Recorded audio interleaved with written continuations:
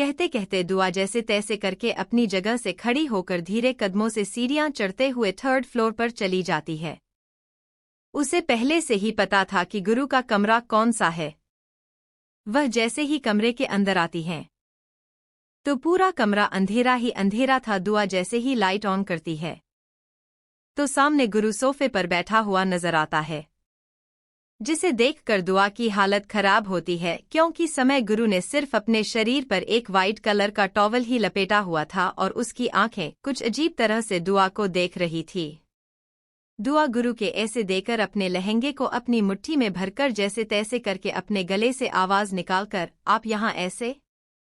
गुरु एक गहरी सांस लेकर बिना किसी एक्सप्रेशन के साथ दुआ को ऊपर से नीचे तक देखकर, क्या मैं अपने कमरे में नहीं आ सकता चेरी?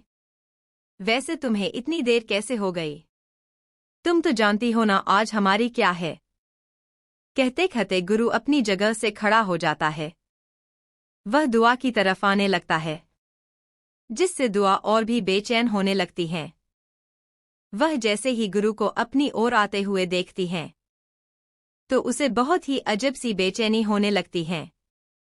वह वैसे वैसे ही अपने पैर पीछे की ओर लेने लगती है, क्योंकि गुरु उसके बेहद नजदीक आ रहा था।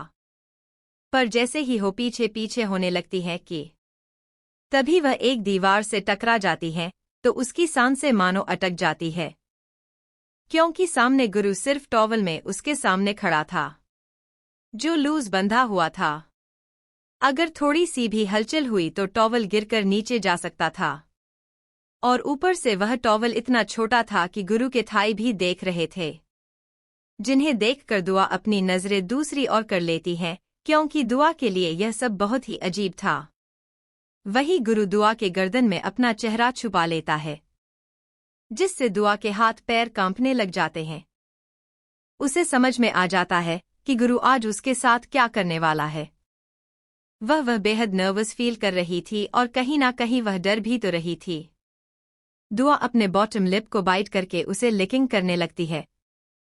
यह करते हुए गुरु ने देख लिया था। वह गहरी सांस लेकर अपने मैग्नेट वॉइस में, क्या यह मेरी चेरी को पसंद आया? कहते कहते गुरु दुआ के बॉडी फ्रेग्रेंस को स्मेल करके वहां बिग ब्रेथ लेकर छोड़ता है।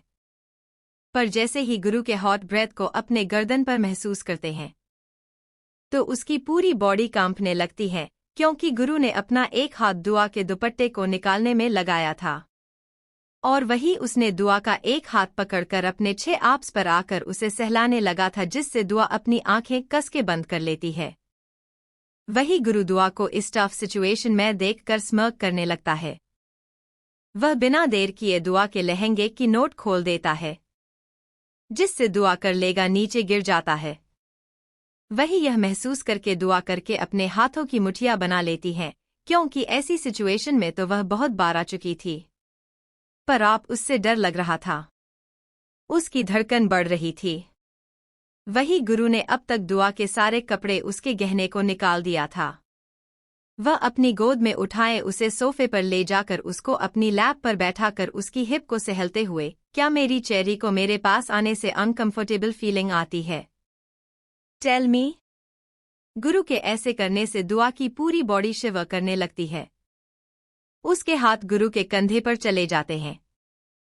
वह इस कंडीशन में बिल्कुल नहीं थी कि वह गुरु की सवाल का जवाब दिए, क्योंकि गुरु ने उसे इस तरह से अपनी आगोश में लिया था कि दुआ के पास गुरु के सवाल का जवाब तो था, पर वह बताने के कंडीशन में नहीं थी।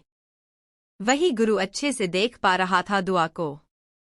उसे यह सब करते हुए बहुत मजा आ रहा था। वह दुआ को और भी परेशान करते हुए गुरु दुआ के हिप को कस के पकड़कर उसके कान में अपनी गर्म सांसें छोड़ते हुए, What happened, Cherry? Tell me. You like it? इस पर दुआ कुछ नहीं कहते, क्योंकि वहां पहले ही अपने अंडरगारमेंट्स में है और ऊपर से गुरु का सिर्फ टॉवल में रहना उसके थाई को अच्छे से फील कर पा रही थी। उसे कुछ तो अजीब लग रहा था। दुआ को कुछ लगता है तो वह जल्दी से, मुझे कुछ लग रहा है, कहते कहते हो नीचे देखने लगती है। गुरु समझ जाता है कि दुआ क्या कह रहे हैं, तो वह दुआ की तरफ देखकर बड़ी अजीब मुस्कुराहट लिए, चेरी, यह मेरा छोटा मॉन्स्टर है जिसे तुम चाहिए। दुआ ना समझे में गुरु को देखते हैं, मतलब मैं कुछ समझा नहीं। गुरुदेवा के इनोसेंट चेहरे को देखकर सांस लेता है। वह उसके लिप्स के करीब जाकर उसे पर अपनी गर्म सांसें छोड़कर, डोंट वरी, तुम्हें खुद ही पता चलेगा मैं किसकी बात कर रहा हूं, कहते कहते गुरुद्वारे नीली आंखों में देखता है, जिसमें एक अलग सा नशा उसे देख रहा था। वह बिना देर किए दुआ के लिप्स को अपने लिप्स में ले लेता है और उसे हंग्री किस करने लगता है, जैसे कि वह दुआ के होठों को पूरा ही खा जाएगा, जिससे दुआ को सांस लेने में दिक्कत हो रही थी। वह बारसी बार गुरु के सीने पर हाथ रखकर उसे अपने से दूर करने की कोशिश कर रही थी, पर गुरु तो पूरी तरह से किस में खो चुका था। उसे सिर्फ और सिर्फ दुआ के लिप चाहिए थे, जिसे वह पूरी तरह से खाना चाहता था। गुरु करीब 20 मिनट के बाद जब देखता है कि दुआ को सांस लेने में दिक्कत हो रही है, तो वह उसकी कॉलर बोन पर आकर उसे किस करने लगता है। कॉलर बोन से लेकर उसके नेक पर आ जाता है। वह उसे ऐसे किस कर रहा था जैसे इसका कोई अंत ही ना हो। पूरी तरह से पागल हो चुका था। वह धीरे धीरे करके उसे सोफे पर लिटा देता है और उसके बूज़म अपने मुंह में लेकर लिक और सक करने लगता है, जिससे दुआ के हाथ खुद ब खुद गुरु के बालों में चले जाते हैं। उसके बालों को कस के पकड़ रही थी क्योंकि उसे यह सब एक अलग सी फीलिंग दे रही थी। उसके अंदर एक हिट हो रही थी। उसके पैर का गुरु की कमर को पकड़ लेते हैं। यह दुआ खुद भी नहीं जानती। वह गुरु के बालों को कस के पकड़कर अपनी ओर खींच लेती है और उसके होंठों पर अपने होंठ रख देते हैं। वही गुरु भी अपनी टंग को दुआ के मुंह के अंदर स्लाइड करने लगता है। वो उसके मुंह का एग्जामिनेशन करने लगता है। दोनों ही एक दूसरे को हंग्री किस करने लगते हैं। जब दुआ को सांस लेने में दिक्कत होती है, तो गुरु से छोड़ देता है और उसके बूज़म पर आ जाता है। वही दुआ हैवी ब्रेथ लेने लगती है। वही गुरु बिना मौका गवाए दुआ को अपनी ओर खींच लेता है और उससे पेट की ओर ले जाने लगता है। बेड पर लेटकर गुरु दुआ के ऊपर आ जाता है। दुआ कुछ कहने वाली थी कि लाउड साउंड की आवाज आती है। दुआ खुद को मौन करने से रोक ही नहीं पा रही थी क्योंकि वह गुरु के हाथ अपने बॉटम पार्ट पर फील कर पा रही थी, जिससे दुआ खुद की आवाजें रोकने की कोशिश कर रही थी। यह उसके लिए बेहद अलग था, पर यह उसे बहुत पसंद आ रहा था। उसके चेहरे पर पूरी तरह से पसीना पसीना हो चुका था। वही गुरु दुआ के कान के नजदीक आकर उसके कॉलर बोन पर बाइट करते हुए उसके कान में धीरे से, चेरी, क्या तुम्हें यह पसंद है? क्या हबी अपनी चेरी को अच्छा महसूस करवा रहा है? हाँ, आंसर मी डॉट। गुरु कह तो रहा था, पर उसके हाथ अभी भी दुआ कर बॉटम पार्ट को सहला रहे थे, जिससे दुआ के मुंह से कोई भी शब्द नहीं निकल रहे थे। उसकी सांसें मानो भरी हो चुकी थी। उसकी पूरी बॉडी शिवर करने लगी थी। वह इस कंडीशन में नहीं थी कि गुरु के कोई भी सवाल का जवाब दे सके। वही दुआ के कोई भी जवाब ना देते हुए देखकर गुरु उसे अपनी ओर करके उसे बेड पर बैठाकर उसके बूज़म को कस के पकड़ लेता है, जिससे दुआ मौन करने लगती है। गुरु दुआ के गर्दन को लिकिंग करते हुए, जब मेरी चेरी मुझे जवाब नहीं देती ना, मुझे बिल्कुल भी पसंद नहीं है। बताओ, क्या तुम्हें यह पसंद है चेरी? इस पर दुआ अपनी सांसों को जैसे से रोककर अपना सर हाँ में हिला देती है। वही गुरु दुआ को बेड पर पुश करते हुए उसके ऊपर आ जाता है। उसके होंठों पर अपने होंठ रखकर उसके ब्रा को निकालने लगता है। साथ ही साथ अपने टीथ से दुआ की पेटी को भी निकाल देता है। इस समय गुरु के सामने दो आप बिना कपड़ों की थी, जिसे देखकर गुरु महसूस कर पा रहा था कि उसका मॉन्स्टर हर एक सेकंड में हार्डर एंड बिगर होता जा रहा है। वह जल्दी से अपने टॉवल को निकालकर दुआ के ऊपर आकर उसे एग्रेसिवली किसेस करना शुरू कर देता है, जिससे दुआ गहरी गहरी सांसें लेने जाती है। वह दुआ के स्टमक पर किस करते हुए खुद से, पता नहीं आज मैं ऐसे खुद को रोक पाऊंगा। आज तुम्हें बहुत दर्द होने वाला चेरी, पर इसमें मैं कुछ नहीं कर सकता। तुम इतने अट्रैक्टिव हो कि मेरा मॉन्स्टर रुक ही नहीं रहा है। इतना कहकर गुरु दुआ को देखने लगता है। दुआ जैसे ही गुरु को देखती है और उसकी नज़र ऐसी जगह पर जाती है जिससे उसे बहुत डर लगता है। वह अपने सरनामे हिलाते हुए, नहीं मुझे डर लग रहा है, यह कितना बड़ा है। गुरु दुआ के ऊपर आकर उसे शांत करते, come down cherry, come down, मैं हूं ना। और वैसे भी आज नहीं तो कल हमें यह सब करना ही है। मेरा सेल्फ कंट्रोल इतना अच्छा नहीं है कि मैं इस मोमेंट पर गिव अप कर लूं। यह सुनते ही दुआ रोने लगती है, वह अपने सरनामे हिलाने लगती हैं। उसे बहुत डर लग रहा था। वही गुरु उसके ऊपर आ जाता है। गुरु को अपने ऊपर देखकर दुआ गुरु को अपने ऊपर से दूर करने की कोशिश कर रही थी। तभी गुरु उसके दोनों हाथों को पकड़कर उसके होंठों पर अपने होंठ रखकर डीप वॉइस में ऐसे चेचेचेचेच, चेरी, जितना तुम खुद को इसके लिए प्रिपेयर करेगी उतना ही तुम्हारे लिए अच्छा है। कहते हैं, मैं गुरु दुआ को देख नहीं लगता है, जो बड़ी मासूमियत से अपनी इसलिए आंखों में मोती जैसे आंसू लिए उसे भी देख रहे थे। उसी से देखकर गुरु उसकी बॉडी की फ्रेग्रेंस को स्मेल करते हुए अपनी गहरी आवाज में, यहाँ हर कोई है जो मेरे पीछे पागल है, और एक तुम हो जिसने मुझे पूरा पागल बना दिया। अब पता नहीं यह पागलपन किस हद तक जाएगा मेरा चेरी। गुरु ने इतना ही कहा था कि तभी दुआ के मुंह से लाउड साउंड सुनाई देता है। तो गुरु दुआ को शांत करते हुए, चेरी, यह जरूरी है, नहीं तो मेरा मॉन्स्टर तुम्हारे अंदर कैसे चला जाएगा। वैसे भी बस थोड़ा सा दर्द है, बाद में तुम्हें मजा ही आएगा। कहते कहते गुरु अपनी दूसरी उंगली को भी दुआ के अंदर डाल देता है, जिससे दुआ गहरी सांसें लेने लगती है। वह अपना सर इधर उधर करने लगती है। तो गुरु दुआ के चेहरे को पकड़कर उसे शांत करते हुए मैग्नेट वॉइस में, ऐसे चेचेचेच, look at my eyes cherry, I promise you'll never hurt. कहते कहते गुरु दुआ के होठों पर किस करने लगता है। वह उसके पैरों को अलग करके खुद उसके पैरों के बीच में आ जाता है, जिससे दुआ गुरु के कमर पर अपने पैर रख देते हैं। वही जब गुरु यही देखता है कि दुआ नॉर्मल हो चुकी है, तो अपनी उंगलियों को निकालकर खुद को उसके अंदर एंटर करता है, जिससे दुआ के नाखून गुरु के कंधे में धंसने लगाते हैं। बहुत जोर जोर से चीखने लगती है, क्योंकि उसने कभी सोचा नहीं था कि पहली बार उसे इतना दर्द होगा। वह गुरु की कमर को कस के पकड़ लेती है। वही गुरु को पता था कि दुआ को दर्द होगा, इसके लिए वह उसके चेहरे को पकड़कर उसके होठों पर अपने होठ रखकर उसे एक सॉफ्ट किस करने लगता है, जिससे दुआ करीब 5 मिनट के बाद शांत हो जाते हैं। दुआ के शांत होने के बाद गुरु खुद को दुआ के अंदर पूरा एंटर कर देता है, जिसके बाद दोनों का ही है। यह लव मेकिंग 3 घंटे तक चालू रहा। इस 3 घंटे में दुआ बहुत थक चुकी थी।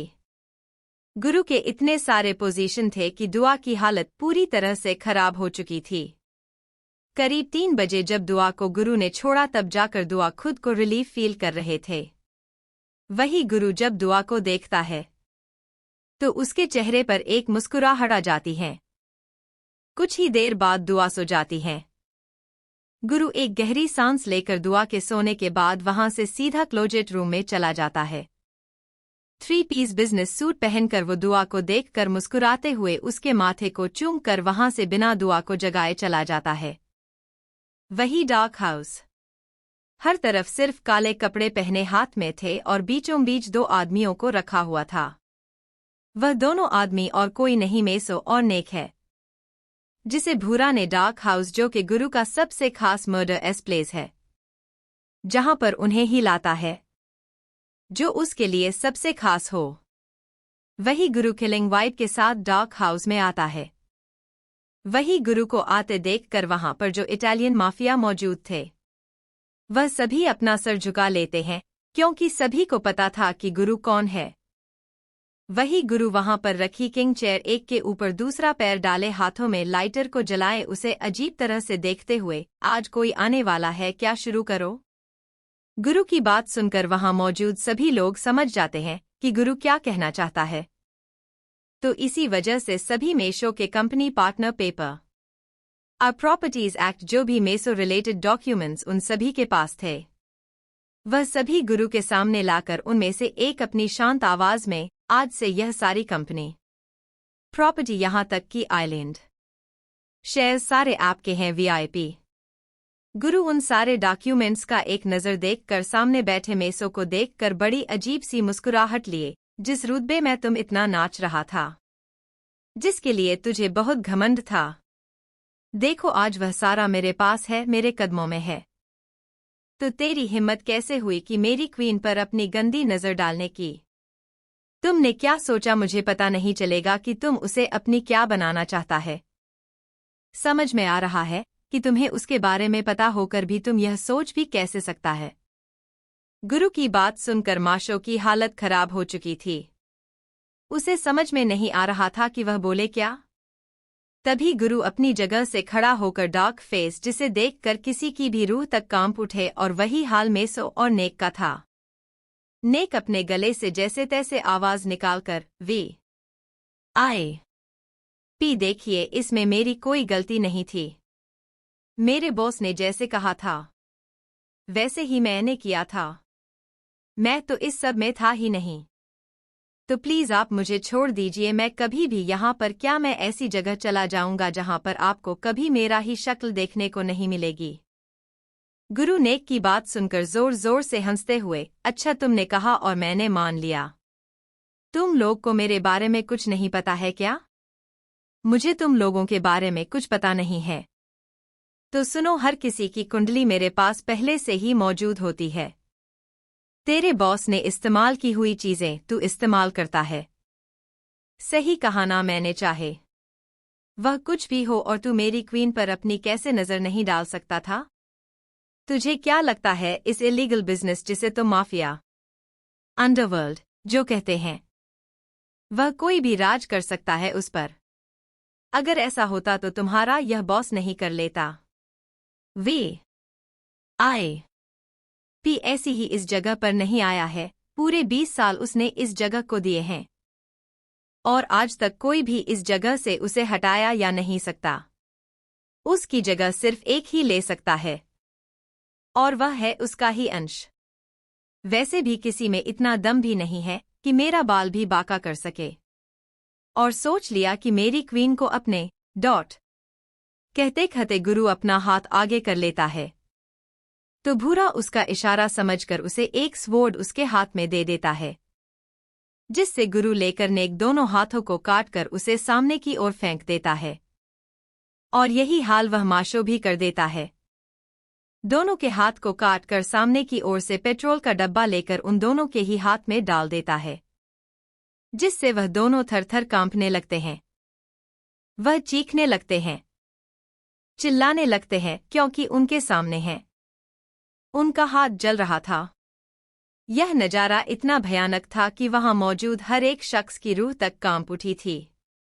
और वहीं गुरु के चेहरे पर तो खून ही खून था। वह उन दोनों के पैरों को भी काटकर उसी आग में डाल देता है। देखते देखते उनके हर एक पार्ट को काटकर वही आग में डाल देता है। फिर दोनों के सर को अपने दोनों हाथों में पकड़कर सभी की तरफ देखता है, तो सभी अपना सर नीचे कर लेते हैं। तो गुरु दोनों के सर को अपने दोनों हाथों में पकड़े जोर जोर से हंसते हुए उसी आग में फेंक देता है। इस समय गुरु पूरी तरह से खून से नहाया हुआ था। उसके चेहरे से लेकर उसके पूरे शरीर पर एक खून खून था। वह इस समय किसी राक्षस से कम नहीं लग रहा था। उसे इसे देखकर सभी की रूह तक कांप उठी थी। किसी की भी इतनी हिम्मत नहीं हो रही थी कि अपना सर ऊपर करके गुरु को देखें।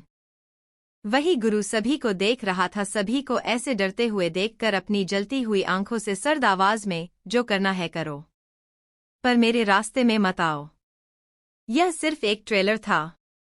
वी आई पी अगर अपनी पर आ गया ना, तो यहां पर ऐसी खून की नदी बहेगी कि तुम सोच भी नहीं सकते। अब इसे मारा है, कल को जो भी रास्ते में आएगा उसके पूरे परिवार की भी नदी यहीं पर बह सकती है। तो सोच, जो समझदार होंगे वह समझ जाएंगे, नहीं तो खून की होली तो मैं बचपन से ही खेल कर आया हूं। मेरे लिए कुछ नया नहीं है, यह रोज का ही है, पर शायद तुम लोग के लिए बहुत नया हो सकता है। इतना कहकर गुरु गुस्से में वहां से सीधा चला जाता है। वही पीछे पीछे भूरा अपने आदमियों को यह सब साफ करने का कहकर वह भी पीछे पीछे चला है। गुरु कार में बैठकर अपनी ठंडी आवाज में, भूरा प्राइवेट विला में चलो। मैं नहीं चाहता कि मेरी चेरी मुझे ऐसे देखना, वह बहुत डर जाएगी। उसका गुरु खून का खेलने वाला नहीं बल्कि बहुत साफ सुथरा है और वही रहेगा उसका गुरु उसके लिए। कहते कहते गुरु अपने हाथों में सिगरेट को लिए उसे अपने होठों में लिए उसे जलाकर उसके लंबे लंबे कश लेने लगता है। इस समय उसकी आंखें लाल खून से भरे, उसके कपड़ा, चेहरे पर खून, होठों पर शैतानी मुस्कुराहट। शायद अगर आज और अभी दुआ ने उसे इस हालत में देखा होता तो वह पूरी तरह से बेहोश हो जाती है। और कभी गुरु को अपने पास तो दूर की बात है, उससे कहीं दूर चली जाती, और यह बात गुरु को अच्छे से पता है। मासूमियत की यही वजह है कि वह दूसरों को दर्द में नहीं देख सकते हैं। गुरु जब सुबह के 6:30 बजे अपने कमरे में आता है तो उसके चेहरे पर एक शांत एक्सप्रेशन देख रहे थे। वह दुआ को गौर से देखता है, फिर एक गहरी सांस लेकर दुआ के नजदीक चला जाता है। दुआ इन सब से बेखबर अपनी प्यारी नींद में सो रही थी, जिसे देखकर गुरु दुआ के बालों को सहलाकर जल्दी से अपने कपड़े बदलकर दुआ के साइड में लेट जाता है। वह अपनी आंखें बंद करके दुआ के चेहरे को अपने सीने पर रखकर उसके बालों को सहलाने लगता है। धूप की किरण बालकनी से दुआ के चेहरे पर आ जाते हैं, जिससे दुआ कसम सा कर अपनी आंखें खोल देती हैं।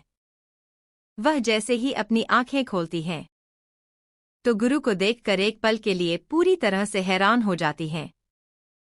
फिर वह कल के बारे में याद करने लगती है, जिससे उसका चेहरा शर्म से लाल हो जाता है। वह गहरी सांस लेकर धीरे से गुरु को खुद से अलग करने की कोशिश करती है, पर गुरु सीधा दुआ के ऊपर आ जाता है, जिससे दुआ पूरी तरह से हैरान हो जाती है। दुआ अपनी आंखें हैरानी से बड़ी बड़ी करके, आप जगे हुए हैं? दुआ की बात सुनकर गुरु दुआ के गर्दन में अपना चेहरा छुपाए बोला, नहीं सो रहा हूं बस। यह सुनते ही दुआ अपनी आंखें छोटी करते हुए बोले, सच में आप मुझे पागल समझ रहे क्या? गुरु दुआ के गर्दन पर अपना चेहरा रब करते हुए बड़े आराम के साथ, चेरी सच हमेशा कड़वा होता है यू नो। तो क्यों पूछती हो मुझसे? गुरु की बात सुनकर दुआ की आंखें छोटी हो जाती हैं। वह खुद को गुरु से अलग करते हुए, छोड़िए मुझे जब से ना कोई बात ही नहीं करनी है, वैसे भी बहुत लेट हो चुका है और सुबह दादी ने कहा है कि मुझे जल्दी आने की। गुरु दुआ की बात सुनकर अपनी आंखें छोटी करके दुआ की नीली आंखों को देखते हुए, cherry I want my morning किस। दुआ अपनी आंखें बड़ी बड़ी करके, वॉट? वाई? गुरु दुआ के बालों को सहलाने हुए उसके गर्दन की ओर देखते हुए, बिकॉज यू आर माइन। दुआ अजीत से शक्ल बनाकर, मतलब? Stop it, I don't like it. जो मैं कह रहा हूं उसे तुम सिर्फ करना है, तुम्हें क्वेश्चन पूछने का हक मैंने नहीं दिया है चेरी। कहते कहते गुरु अपनी ठंडी आंखों से दुआ को देखने लगता है। वही गुरु के अजीब से बर्ताव को महसूस करके ना जाने क्यों दुआ को एक अलग ही फीलिंग आ रही थी जो अच्छी बिल्कुल नहीं है। वही गुरु दुआ के कॉलर बोन पर बाइट कर लेता है, जिससे दुआ के मुंह से हल्की सी चीख निकल जाती है। पर उसकी चीख तब बढ़ती है जब गुरु उसे हार्ड बाइट करता है। दुआ जैसे ही उसे रोकने वाली थी वैसे ही गुरु उसके हाथों को ऊपर कर लेता है। जब गुरुद्वारा की गर्दन से अपना चेहरा हटाता है तो वह दुआ की गर्दन को देखकर उसके चेहरे पर एक डेडली स्माइल आ जाती है। वह दुआ के चेहरे को देखता है, जिसके आंखों से आंसू आ रहे हैं। उसे देखकर एक गहरी सांस लेकर उसे किस करके वहां से उठकर चला जाता है। वही दुआ भी गुरु के ऐसे अजीब से बर्ताव को समझ नहीं पाती है। वह अपनी गर्दन को जैसे ही छूती है वैसे ही उसे वहां पर पेन फील होने लगता है। एक गहरी सांस लेकर बेड पर बैठ जाती है। उसके पैर पूरी तरह से दर्द करने लगते हैं। वह जैसे ही अपने पैर बैठ के नीचे रखती है वैसे ही उसके पैर लड़खड़ाने लगते हैं। वह दीवार की मदद से धीरे धीरे चलते हुए वॉशरूम में आ जाती हैं। करीब आधे घंटे बाद दुआ वॉशरूम से बाहर आते हैं। इस समय उसकी बॉडी पर सिर्फ एक सफेद टॉवल मौजूद था और ऊपर से उसकी गर्दन उसके हर एक अपर पार्ट पूरी तरह से बाइट मार्क्स से कवर हो चुका है, जो बहुत ही अलग तरह से देख रहा था। पूरी तरह से वह लाल हो चुका था। वह खुद को एक बार मिरर में देखती है तो एक गहरी सांस लेते हैं। वह सीधा क्लोजिंग में चली जाती हैं। क्लोजिंग रूम में आकर जैसे ही दुआ कब्र का खोलती हैं तो वहां पर महंगे से महंगे कपड़े रखे हुए थे। Saris, jeans, long top, T shirts, पर उसमें ना है ऐसा कोई कपड़ा था जो दुआ की बॉडी को रिवीलिंग या बोल्ट बनाए। दुआ एक लाइट पिंक साड़ी की बॉर्डर को एम्ब्रॉयडरी से डिजाइन किया गया है, जिसे देखकर दुआ एक गहरी सांस लेकर अब यह साड़ी कैसे पहनी जाती है। पहली बार हूं बहबनी हूं तो साड़ी तो पहननी पड़ेगी, पर यह लोग साड़ी कैसे पहनते हैं, इसे देखकर तो मुझे बहुत रोना आ रहा है। अब मम्मा को तो बुला नहीं सकती, मम्मा काम में होगी। चल दुआ, काम पर लग जा, जैसे तैसे होती है वैसे साड़ी पहने और जल्दी से निकल। कहते कहते दुआ रोने से शक्ल बनाकर अपने मोबाइल को ऑन कर देती है। साड़ी तो उससे पहनी नहीं जा रही थी। साड़ी को गोल गोल घुमाकर जैसे तैसे करके अपने ऊपर साड़ी को लपेटे या खुद उस साड़ी में लिपट जाती है। वह जैसे तैसे करके खुद को देखकर एक गहरी सांस लेकर फटाफट से रूम से बाहर आकर धीरे धीरे कदमों से चलने लगती है, क्योंकि साड़ी तो उसने सीधी पहनी नहीं थी और ऊपर से उसने साड़ी की तो आदत बिल्कुल नहीं थी। तो होना तो यही है। वही हॉल में सभी बैठे हुए थे, तभी कल्याण जी नीलिमा को देखते हुए, नीलिमा मैं जाकर देखो दुआ बेटा उठी है कि नहीं। कल्याणी जी की बात सुनकर हिलाते हुए, हाँ देखती हूँ। वैसे भी गुरु के कमरे में तो मैं जा नहीं सकती, तो दुआ को मैं कॉल करती हूँ, देखती हूँ उठी है कि नहीं। कहते कहते हैं नीलिमा जी जैसे ही अपने मोबाइल को हाथों में लेने वाली थी वैसे ही होने हील की आवाज सुनाई देती है, तो सभी की नजर उस तरफ चली जाती है। सभी पहले तो अपनी आंखें हैरानी से बड़ी कर लेते हैं, फिर मुंह दबाए हंसने लगते हैं, क्योंकि दुआ उस साड़ी को अपने दोनों हाथों में पकड़े जैसे तैसे करके छोटे बच्चों की तरह धीरे धीरे करके अजीब अजीब मुंह बनाकर नीचे आ रही है। उसे देखकर सभी को बहुत हंसी आ रही है। नीलिमा दुआ को ऊपर से नीचे तक देखकर उसके पास भागते हुए, दुआ यह क्या हाल बना दिया है तुमने, और यह साड़ी तुमने साड़ी पहनी है, यह साड़ी ने तुम्हें पहना है। नीलिमा को देखकर दुआ जल्दी से उनके गले लगाकर रोते हुए, मम्मी मुझे साड़ी बिल्कुल भी नहीं पहने नहीं आती है, ऊपर से साड़ी बहुत गंदी है, चलने को भी नहीं हो रहा है, अब मैं क्या करूं। तभी कल्याणी जी दुआ की तरफ देखकर बड़े प्यार से, तो बेटा साड़ी पहनने को किसने कहा था, तुम तो इस घर की बेटी हो, अगर तुम्हें साड़ी में कंफर्टेबल नहीं फील हो रहा था तो साड़ी ना पहनती ना। इस पर दुआ छोटे बच्चों की तरह मुंह बनाकर सीढ़ियों से आती हुई कृषि की तरफ देखकर, मम्मा और दादी यह सब ना, कृषि दीदी ने मुझे कहा था कि पहले दिन अगर मैं साड़ी नहीं पहनूंगी तो सब मुझसे गुस्सा हो जाएंगे।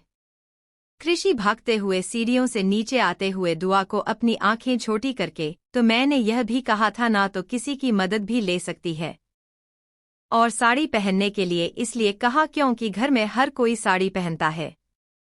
अब तो तुम इस घर की बहू है छुटकी, और वैसे भी कुछ भी कहो छुटकी, आज तो मुझे इस साड़ी में देखकर सर्कस के किसी जोकर याद आ गई। उसके पहनने में और तेरे पहनने में कोई भी डिफरेंट नहीं है, दोनों सेम ही हूँ। कहते कहते कृषि अपने मुंह पर दोनों हाथ रख कर दो गोल से हंसने लगती है। वही कृषि की बात सुनकर दुआ अपनी आंखें बड़ी बड़ी करके रोती हुई शक्ल बनाती है, तो कल्याणी जी कृषि को डांटते हुए, बस कर कृषि, कितना उसको सताएगी, आज उसका पहला ही दिन है और तू से ही सता रही है, भूल मत हो तेरी भाभी है। इस पर कृषि बड़े आराम के साथ मासूम से शक्ल बनाकर, इसी के लिए तो मैं इसे परेशान कर रही हूँ, आखिर भाभी दोस्त होती है और यह वाली भाभी तो मेरी बहुत अच्छी दोस्त और बहन है, तो इसे कैसे परेशान करना छोड़ दूं मैं। इस पर कोई कुछ नहीं कहता। वही नीलिमा जी दुआ को अपने साथ एक कमरे में ले जाती हैं, जहां पर वह दुआ की साड़ी को ठीक कर सके। वही कल्याण जी नीलिमा जी को जाते हुए, नीलिमा आज तुम्हें पता है ना रस्म कौन सी है। दुआ को कुछ मीठा बनाने के लिए भेजते हैं, यह सुनते ही कृषि अपना मुंह खोले, क्या चुटकी और खाना बनाएगी? आप सच में सभी को भूखा मारने का प्लान बना रही हो दादी। इसका खाना खाकर पक्का सबको लूज मोशन हो जाएगा। और मैं तो इसका हाथ के खाना तो खा नहीं सकती। तो इससे अच्छा है कि मैं सीधा अपने कमरे में जाकर कुछ ऑर्डर कर देती हूँ। इस पर कल्याणी जी अपनी आंखें छोटी करके, अगर मुझे तुम्हारे कमरे से या कोई बाहर से खाना लेकर नजर आया तो तुम्हारा बाहर का खाना सभी बंद और तुम्हारे जो क्रेडिट कार्ड है वह सब मैं अभिजीत से कहकर ले लूंगी। अब कहो क्या करोगी? कहते कहते कल्याणी जी आराम के साथ सोफे पर बैठ जाती है। वही कृषि बड़ी मासूम सी शक्ल बनाकर राणा जी जो इतनी देर से शांत बैठे थे उन्हें देखने लगती है। तो राणा जी अपने हाथों में न्यूज़पेपर को ऊपर करके उसे पढ़ने रखते हैं, जैसे कह रहे हो बेटा मैं कुछ मदद नहीं कर सकता, तुम्हारी दादी के सामने मेरी भी नहीं चलती है। यह देखकर तुझसे गहरी सांस लेकर वहां से सीटी बजाते हुए सीधा दुआ की तरफ चली जाती है, क्योंकि आप दुआ का हाथ का खाना उसे खाना है तो ऐसे थोड़ी पर तो मदद करनी होगी अच्छे खाने के लिए। यही दुआ अपनी साड़ी को अच्छे से सेट करने के बाद किचन की तरफ चली जाती हैं। किचन को देखकर दुआ अपने सर पर हाथ रखकर रोनी सी शक्ल बनाते हुए, यह मैं कहाँ गई? आज तक मैं इस जगह पर कभी आई नहीं थी। कृषि उसके पीछे से आते हुए, यह घर का किचन है जिसमें तुमने पहले तो कभी कदम नहीं रखा था। पहले भी बेटी थी, अब बहू है, तो बहू रानी जी कुछ अच्छा सा बना देना, नहीं तो आज सभी घरवालों के साथ भाई भी भूखा रह जाएंगे। और जो भी बनाना है वह सच में कुछ अच्छा बना, नहीं तो यार मेरी पहले से हालत खराब हो चुकी है तेरे हाथ का खाने का नाम सुनकर। कहते कहते कृषि अजीब सा मुंह बनाने लगती है, जिसे देखकर दुआ अपनी आंखें छोटी करके, एक काम क्यों नहीं करती दीदी? आप ही सारा खाना बना दो, इससे आपको ही बहुत अच्छा महसूस होगा। यह सुनते ही कृषि अपनी कॉलर को उसके टी शर्ट में है ही नहीं उसे ऊपर करते हुए, सुन छुटकी नहीं नहीं मेरी प्यारी सी नई भाभी, पहली रसोई है तो आपको ही कुछ मीठा बनाना है, इसमें मैं या कोई भी आपकी मदद नहीं कर सकती। फिर अपने पॉकेट से अपना मोबाइल निकालते हुए गाजर के हलवे की वीडियो सामने रख कर दुआ की तरफ देखकर बड़ी मासूम का शक्ल बनाकर आराम के साथ गाजर का हलवा बना दो, वह भी ढंग का बना दो, नहीं तो ऐसा ना हो कि मैं गाजर के हलवे के नाम से ही डर जाऊं। यह सुनते ही दुआ कुछ बोलने ही वाली थी, उससे पहले ही कृषि वहां से भागकर चली जाती है। वही कृषि के जाने के बाद दुआ अपना सर हिलाकर वीडियो को देखते हुए, अभी इस बनाऊं कैसे? वीडियो में दिखा रहा है वैसे तो बनाऊंगी, पर क्या सच में मेरे हाथ का खाना अच्छा बनेगा? कहते कहते दुआ अपना सर हिला देती है और जैसे जैसे वीडियो में दिखा रहा था वैसे वैसे वह बनाने लगती है। नीलिमा जो किचन में जाने ही वाली थी कि उन्हें कृषि मिल जाते हैं। कृषि नीलिमा जी को रोकते हुए, मम्मी छुटकी खाना बना रही है, मैंने उसे वीडियो लगाकर दे दिया है। यह सुनते हैं नीलिमा जी अपने सर पर हाथ रखते हुए परेशान भरी आवाज में, क्या सच में दुआ खाना बना पाएगी? उसने कभी भी खाना नहीं बनाया है, क्या पता क्या बनाएगी? मैं एक बार देख कर आती हूँ क्या बना रही है। इस पर कृषि भी अपना सर हाँ में हिलाते हुए हंसकर, जाइए मम्मा, नहीं तो क्या पता गाजर के हलवे में करेले का हलवा मिल जाए। कहते कहते कृषि वहां से भाग जाती है। वही नीलिमा जी अपने मन में, यह लड़की भी ना कब सुधरेगी क्या पता। इतना कहकर नीलिमा जी वहां से चले जाते हैं। किचन में जैसे ही वह अपना पहला कदम रखती है तो दुआ को देखती हैं। उनके चेहरे पर हंसी रुकने का नाम नहीं लेती है, क्योंकि दुआ ने एक हाथ में गाजर और दूसरे हाथ में चाकू लिया था। वह ऐसे लेकर खड़ी थी जैसे अभी उसे किसी महायुद्ध में जाना है। चेहरे पर परेशानी और वह गौर से इस वीडियो को देख रही है, जैसे समझ रही है या खुद को समझा रही है। यह समझ में नहीं आ रहा था क्योंकि वह कुछ सही बातें भी तो कर रही है। नीलिमा जी दुआ को ऐसे देकर एक गहरी सांस लेकर, दुआ बेटा क्या कर रही हो? दुआ नीलिमा जी की आवाज सुनती है तो वह अपने नजर वीडियो से हटाकर नीलिम जी को देखती है। फिर अपने हाथों में जो सामान था वह वहीं जमीन पर फेंक कर भागते हुए नीलिमा जी के पास जाकर उनके सीने में अपना सर छुपाए छोटे बच्चों की तरह, मम्मी मुझे नहीं आ रहा है, यह सभी बहुत कठिन है, मुझे जमी नहीं रहा है, मम्मा प्लीज कुछ तो मदद करो ना, नहीं तो पक्का दादी मुझे बोलेगी कि बहू ने कुछ खाना ही नहीं बनाया है। आप तो जानती है ना आपकी बेटी कितनी प्यारी है, बस एक ही चीज में उसकी कमी है, वह है खाना बनाना, तो आप मामा मेरी मदद करोगी। कहते कहते दुआ बड़ी उम्मीद भरी नजरों से नीलिमा जी को देखने लगती है। वही दुआ की नीली आंखों को देखकर नीलिमा जी गहरी सांस लेकर अपना सर हिला देती हैं और वह दुआ की मदद करने में लग जाती है।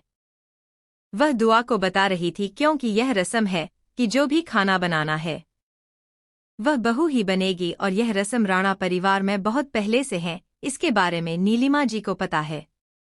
वही डाइनिंग टेबल पर राणा जी डाइनिंग टेबल को खाली देखते हुए कल्याणी जी से, कल्याणी खाना कहाँ पर है? मैं पता है ना, हमें लेट हो रहा है ऑफिस के लिए। कल्याणी अपना सर हिलाते हुए राणा जी की तरफ देखकर, वह आज खाना दुआ बेटा बना रही हैं। आप तो जानते हैं कि आज पहली रसोई है, वैसे कुछ शागुन लाया है कि नहीं?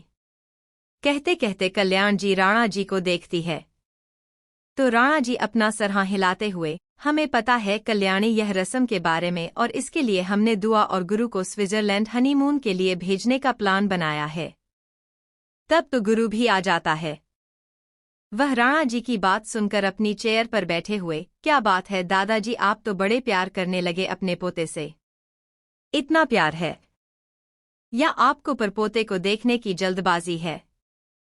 राणा जी गुरु की बात सुनकर अपनी आंखें छोटी करके, ऐसी कोई बात नहीं है, वैसे भी मुझे पता है मेरा पोता अगर एक बार काम में लग जाएगा तो मेरी प्यारी सी बेटी को वह वक्त भी नहीं दे पाएगा और कहीं घूमने भी नहीं ले जाएगा। इसी वजह से तुम्हारे जितने भी काम है वह तरुण संभाल लेगा। 1 हफ्ते के लिए तुम्हें स्विट्जरलैंड जाना है, उसके बाद तुम अपने काम को शुरू करो। वैसे भी दुआ की अब एग्जाम भी स्टार्ट होने वाली है अगले महीने से, तब तो उसे वक्त नहीं मिलेगा। राणा जी की महान सुनकर गुरु अपना सर हिलाते हुए, अच्छा मतलब पोते से ज्यादा बेटी की बहुत फिक्र है दादाजी। वैसे पोता मैं हूँ आपका, कुछ तो प्यार मुझे से कर लीजिएगा, इतना भी मैं बुरा नहीं हूँ। कहते कहते वह बड़ी अजीब तरह से मुस्कुराते हुए राणा जी को देखने लगता है।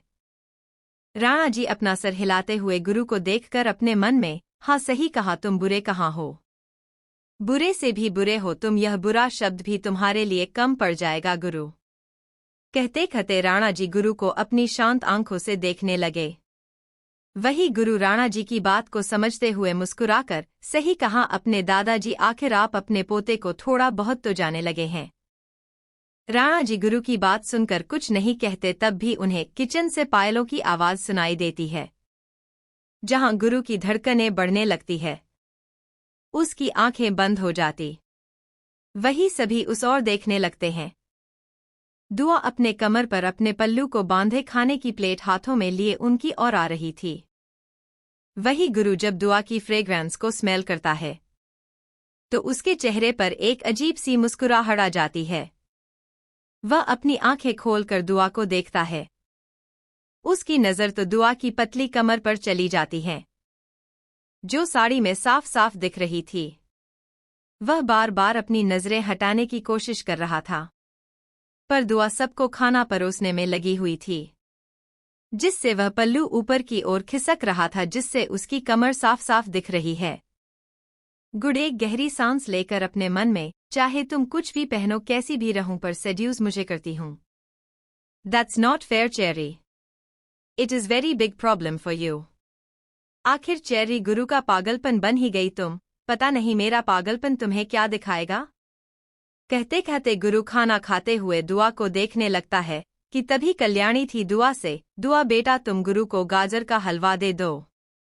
यह सुनते ही तरुण कल्याणी जी की तरफ देखकर, पर दादी भाई तो कभी मीठा। तभी गुरु अपनी ठंडी आवाज में, मुझे गाजर का हलवा खाना है। यह सुनते ही सभी हैरानी से गुरु को देखने लगते हैं। पर गुरु बिना किसी पर ध्यान दिए सिर्फ दुआ को देखता है, जो अपना सर नीचे की है उसके पास आ रही थी। गुरु जैसे से दुआ को देख रहा था, वैसे उसे उसके चेहरे पर एक अजीब सी मुस्कुराने लगती है। दुआ जैसे ही गुरु के साइड में आकर खड़ी होती है और उसे वह गाजर का हलवा परोसने लगती है, वैसे ही गुरु अपने हल्के हाथों से दुआ के हिप को रब करने लगता है, जिससे दुआ अपनी आंखें बड़ी करके पीछे देती है, तो वह पर कोई नहीं होता। फिर अपनी आंखें बड़ी करके गुरु को देखनी है, जो बड़ी बेशर्मी से उसे देख रहा था।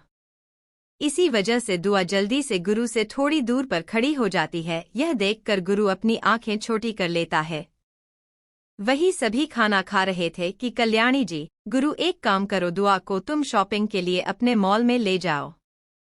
वैसे भी वहां पर जाने के लिए उसके पास कपड़े नहीं होंगे, तो शॉपिंग भी कर लेगी और जो चाहिए वह भी ले लेगी। कल्याण जी की बात सुनकर गुरु कल्याणी जी की तरफ देखकर अपना सर हिला देता है। तो वही दुआ ना समझी में कहीं जाना है क्या? कल्याण जी दुआ की बात पर मुस्कुराते हुए, हाँ स्विट्जरलैंड जाना है। यह सुनते ही नीलिमा जी गुरु को देखने लगती है, जो बड़ी आराम के साथ उन्हें देखकर खा रहा था। उसके चेहरे पर एक तिरछी मुस्कुराहट थी, जिसे देखकर मिली मुझे अपनी नजरें फेर लेती हैं। वही दुआ खुश होते हुए, क्या सच्ची हम लोग बाहर जाएंगे? इस पर गुरु अपना खाना खत्म करते हुए बिना किसी एक्सप्रेशन के साथ ठंडी आवाज में, हम नहीं, तुम और मैं, चेरी रेडी हो जाओ, आधे घंटे में हम दोनों को निकलना है। इतना कहकर गुरु बिना दुआ की बात सुने वहां से चला जाता है। वही दुआ गुरु के ऐसे बर्ताव से मुंह फुला लेते हैं, पर वह कुछ नहीं कहते। वही गुरु के बिहेवियर से सभी वाकिफ थे, जिसकी वजह से कोई कुछ नहीं कहता और सभी अपना अपना खाना खाकर दुआ को शगुन देने लगते हैं। कल्याण जी कुछ सोचते हुए दुआ से, दुआ बेटा गुरु से कुछ शगुन ले लेना, क्योंकि जब किसी की भी पहली रस्सी हो तो उसे शगुन दिया जाता है, यहाँ तक कि उसका पति भी उसे देता है, तो यह रस्म तो पूरी करके ही रहना। इस पर दुआ अपना सर हिला देती है। तो वही कृषि भी दुआ से बात करने लगती है। दोनों ही बात करने के बाद वहां से कृषि जहां अपने कमरे में जाती है, तो वही दुआ अपने कमरे में चली जाती है, क्योंकि वह साड़ी में तो बिल्कुल भी बाहर जाने वाली नहीं थी। इसी वजह से वह कुछ पहनने के लिए अपने कमरे में चली जाती है। कमरे में आते हैं दुआ देखती है कि गुरु अपने काम में लगा हुआ है, जिसे देखकर दो अपना सर हिला देती है और क्लोजिंग रूम में चली जाती हैं। इस बीच गुरु ने दुआ पर से अपनी नजर नहीं हट आई थी, वह चोर नजरों से दुआ को देख रहा था। वही Dua black jeans and grey hoodie पहनना क्लोजिंग रूम से बाहर आ जाती है। वह अपने बालों का बन बनाकर गुरु के सामने खड़ी हो जाती है। गुरु अपने लैपटॉप को बंद करके अपनी नजरों पर करके दुआ को देखने लगता है। गुरु के ऐसे देखने से दुआ को थोड़ा सा अजीब लगता है, फिर भी वह कुछ नहीं कहती है। वही गुरु दुआ को देखता है, फिर कुछ सोचकर अपनी जगह से खड़ा होकर दुआ का हाथ पकड़कर अपने साथ ले जाने लगता है। दोनों ही कार में बैठ जाते हैं। इस बीच गुरु ने दुआ को अपनी गोद में बैठा लिया है। वह शांति से दुआ को देख रहा था। वही दुआ गुरु के गोद में बैठने से अपना सर उसके सीने पर रख देती है। दोनों में एक गहरी शांति छाई हुई थी। दोनों ही एक दूसरे की दिल की धड़कन सुन रहे थे। मॉल के अंदर गुरु और दुआ दोनों ही मॉल के अंदर आ जाते हैं। वह दोनों ही जैसे ही मॉल के अंदर आते हैं, वैसे ही सबका सेंटर अट्रैक्शन बन जाते हैं, जिससे दुआ को थोड़ा सा अजीब लगता है, क्योंकि उसे इस सब की आदत तो नहीं थी, पर गुरु को इन सब की आदत तो थी। वह बिना किसी पर ध्यान दिए दुआ के साथ शॉपिंग करने में लग जाता है। दुआ जब गर्ल्स सेक्शन में आती है, तो जल्दी से कपड़ों को देखने लगती हैं।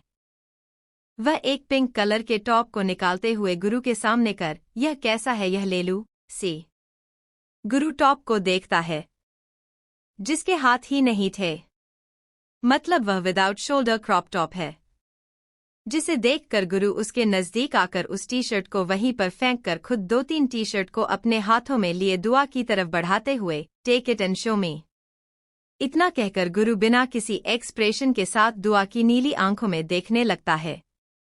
कुछ बोलने ही वाली थी, पर कुछ नहीं कहते। अपना सर हिलाकर गुरु जो कपड़े देता था वह सभी वह पहनकर गुरु के सामने देख खाने लगती थी। वह बहुत थक चुकी थी। इसकी वजह से वह गुरु के सामने खड़ी होकर छोटे बच्चों की तरह, अब मैं बहुत थक चुकी हूँ, मैं वॉशरूम जा रही हूँ। गुरु दुआ की बात पर अपना सर हिला देता है और वहीं पर बैठ जाता है। वही दुआ वॉशरूम में चले जाते हैं। वह वॉशरूम में आकर खुद को मिरर में देखते हुए अपने गालों को अपने दोनों हाथों में लिए बड़ी उदासी शक्ल बनाकर, सच में अगर मैं कृषि दी के साथ आती ना तो बहुत अच्छा होता। पता नहीं यह खड़ूस आप मुझे क्या क्या पहना देगा। एक तो इसे मेरी पसंद नहीं आ रही है, ऊपर से इसकी पसंद जो मुझे बिल्कुल भी पसंद नहीं आ रही है। पता नहीं वहां पर जाने के बाद यह खड़ूस मेरे साथ कैसे पेश आएगा। सुबह से ही गुस्सा कर रहा है और मेरी मनमानी तो मुझे करनी नहीं दे रहा है। अगर पता होता कि शादी के बाद ऐसा होने वाला है तो मैं उसके साथ बिल्कुल भी शादी नहीं। कहते कहते दुआ छोटे बच्चों की तरह मुंह बनाते हुए खुद के हाथ साफ करने लगती है। तब भी वह अपनी गर्दन पर कुछ गर्म सांसें महसूस करती है। वह अपनी आंखें ऊपर करती है तो उसकी आंखें बड़ी बड़ी हो जाती है। ना जाने क्यों उसकी नीली आंखों में आंसू आने लगते हैं। सामने एक शख्स जिसने ऑल बॉडी को ब्लैक ड्रेस अप से कवर कर लिया है, उसके चेहरे पर मांस और उसकी ग्रीन आइज दुआ की सांसें बढ़ा रही थी। दुआ गहरी गहरी सांसें लेने लगती है। वह शख्स दुआ के कानों में अपनी गर्म सांसें छोड़ते हुए doll face we met again, यह सुनते ही दुआ की धड़कन बढ़ने लगती है। उसके हाथ पैर कांपने लगती है। ना जाने क्यों उसकी आंखों से आंसू बहने लगते हैं। वह थर-थर कांपते हुए अपने कांपते हुए होठों से तुम कौन हो? यह सुनते ही वह शख्स दुआ के कंधे को पकड़कर अपनी गर्दन को टेढ़ी कर देता है, जिससे उसकी गर्दन पर किंग कोबरा टैटू जो उसके नेक को कवर किया था, उसके कंठ में उसका चेहरा बना हुआ था। उसकी भी ग्रीन आइज है, जिसे देख दुआ को कुछ याद आने लगता है। कुछ चिल्लाने की आवाज से कोई रो रहा था, जिससे दुआ अपने सर को पकड़ लेती है और अपनी आंखें बंद करके चिल्लाकर यू फकिंग रास्कल, आखिर तुम हो कौन हो? दुआ की बात सुनकर वह शख्स जोर जोर से हंसते हुए I know you forget me doll face but I own you, रही बात तुम्हें याद दिलाने की तो फॉरगेट भी मैंने ही है और याद भी मैं ही तुम्हें दिला आऊंगा, वह भी बहुत जल्द। वैसे तुमने मुझे बिहार नजर किया है, अब इसकी तो सजा तुम्हें मिलेगी ना डॉट।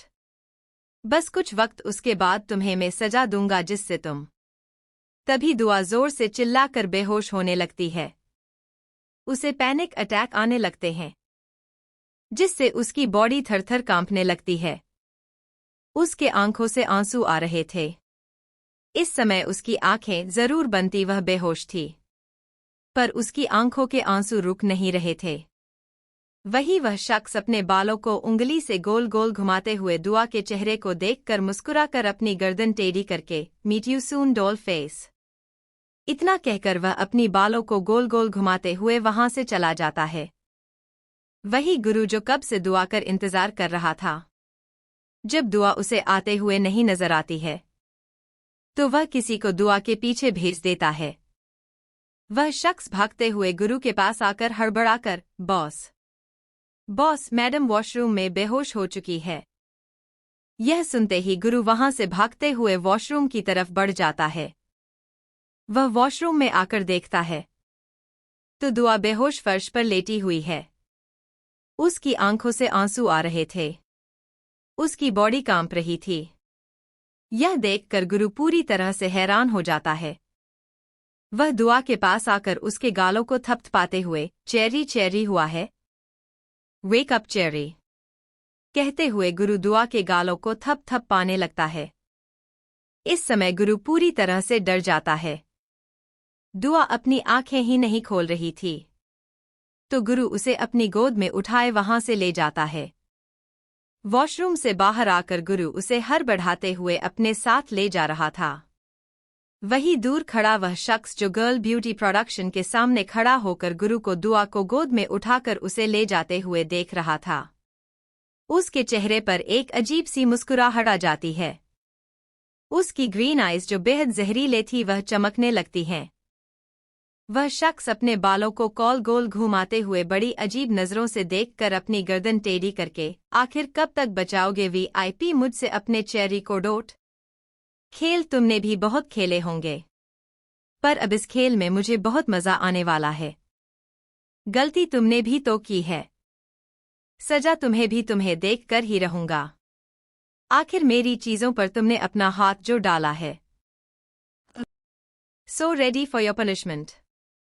इतना कहकर वह शख्स गर्ल्स ब्यूटी प्रोडक्शन सेक्शन में चला जाता है। वह एक स्टाफ के सामने अपने नेल आगे करके उस फीमेल स्टाफ को अपनी ठंडी आंखों से देखकर, मेरी नेल्स बहुत सॉफ्ट है, इन पर डार्क पिंक की नेल पेंट लगाना, वह भी अच्छी तरह से। मुझे देखना है कि मेरे नेल्स पर पिंक कलर की नेल पेंट कैसे लगती है। You get it, I don't like a single mistake। यह सुनते ही हो फीमेल स्टाफ उस शख्स को बड़ी अजीब नजरों से देखने लगती है, पर वह जैसे ही उस शख्स की ग्रीन आइज को देखती है, तो जल्दी से अपना सर नीचे करके नेल पेंट लगाने लगती है। उसके हाथ ना जाने क्यों कांपने लगते हैं। गलती से नेल पेंट उसके हाथों से हल्का सा उसके नेल्स के साइड में लग जाता है, जिससे वह शख्स अपना हाथ खींचकर गुस्से भरी आवाज में, तुम्हें समझ नहीं आया मैंने क्या कहा था कि मेरे नेल्स पर अच्छी तरह से नेल पेंट लगाना? तुमने यह क्या कर दिया? देखो मेरे नेल कितने गंदे दिखते हैं। मुझे गंदे की बिल्कुल भी पसंद नहीं है। कहते हुए उस लड़की की तरफ देखने लगता है, जिससे वह लड़की माफी मांगने लगती है। वह शख्स उस लड़की को देखकर एक गहरी सांस लेकर मुस्कुराते हुए, ओका, चलो मैंने तुम्हें माफ कर लिया, अब तुम्हें मेरी एक मदद करनी। यह सुनते ही वह लड़की बिना सोचे समझे अपना सर हाँ में हिलाकर, जी सर आप जैसा कहेंगे मैं वैसा कर दूंगी। बोलिए आपको क्या मदद चाहिए मेरी? यह सुनते ही वह शख्स अपने चेहरे पर तिरछी मुस्कुराहट किए हैं मुस्कुराने लगता है। उसने मास्क लगाया हुआ था, जिसकी वजह से वह लड़की उसकी मुस्कुराहट नहीं देखती हूँ। वह शख्स उस लड़की को अपने साथ ले जाते हुए, मुझे कुछ कपड़े खरीदने हैं, क्या तुम मेरी मदद कर सकती? इस पर वह लड़की मुस्कुराते हुए अपना सर हाँ में हिलाते हुए, क्यों नहीं सर मैं मदद कर सकती हूँ आपकी। चलिए मैं आपको अच्छे से अच्छे कपड़े दिखा देते हूँ। इतना कहकर वो लड़की आगे जाने लगती है।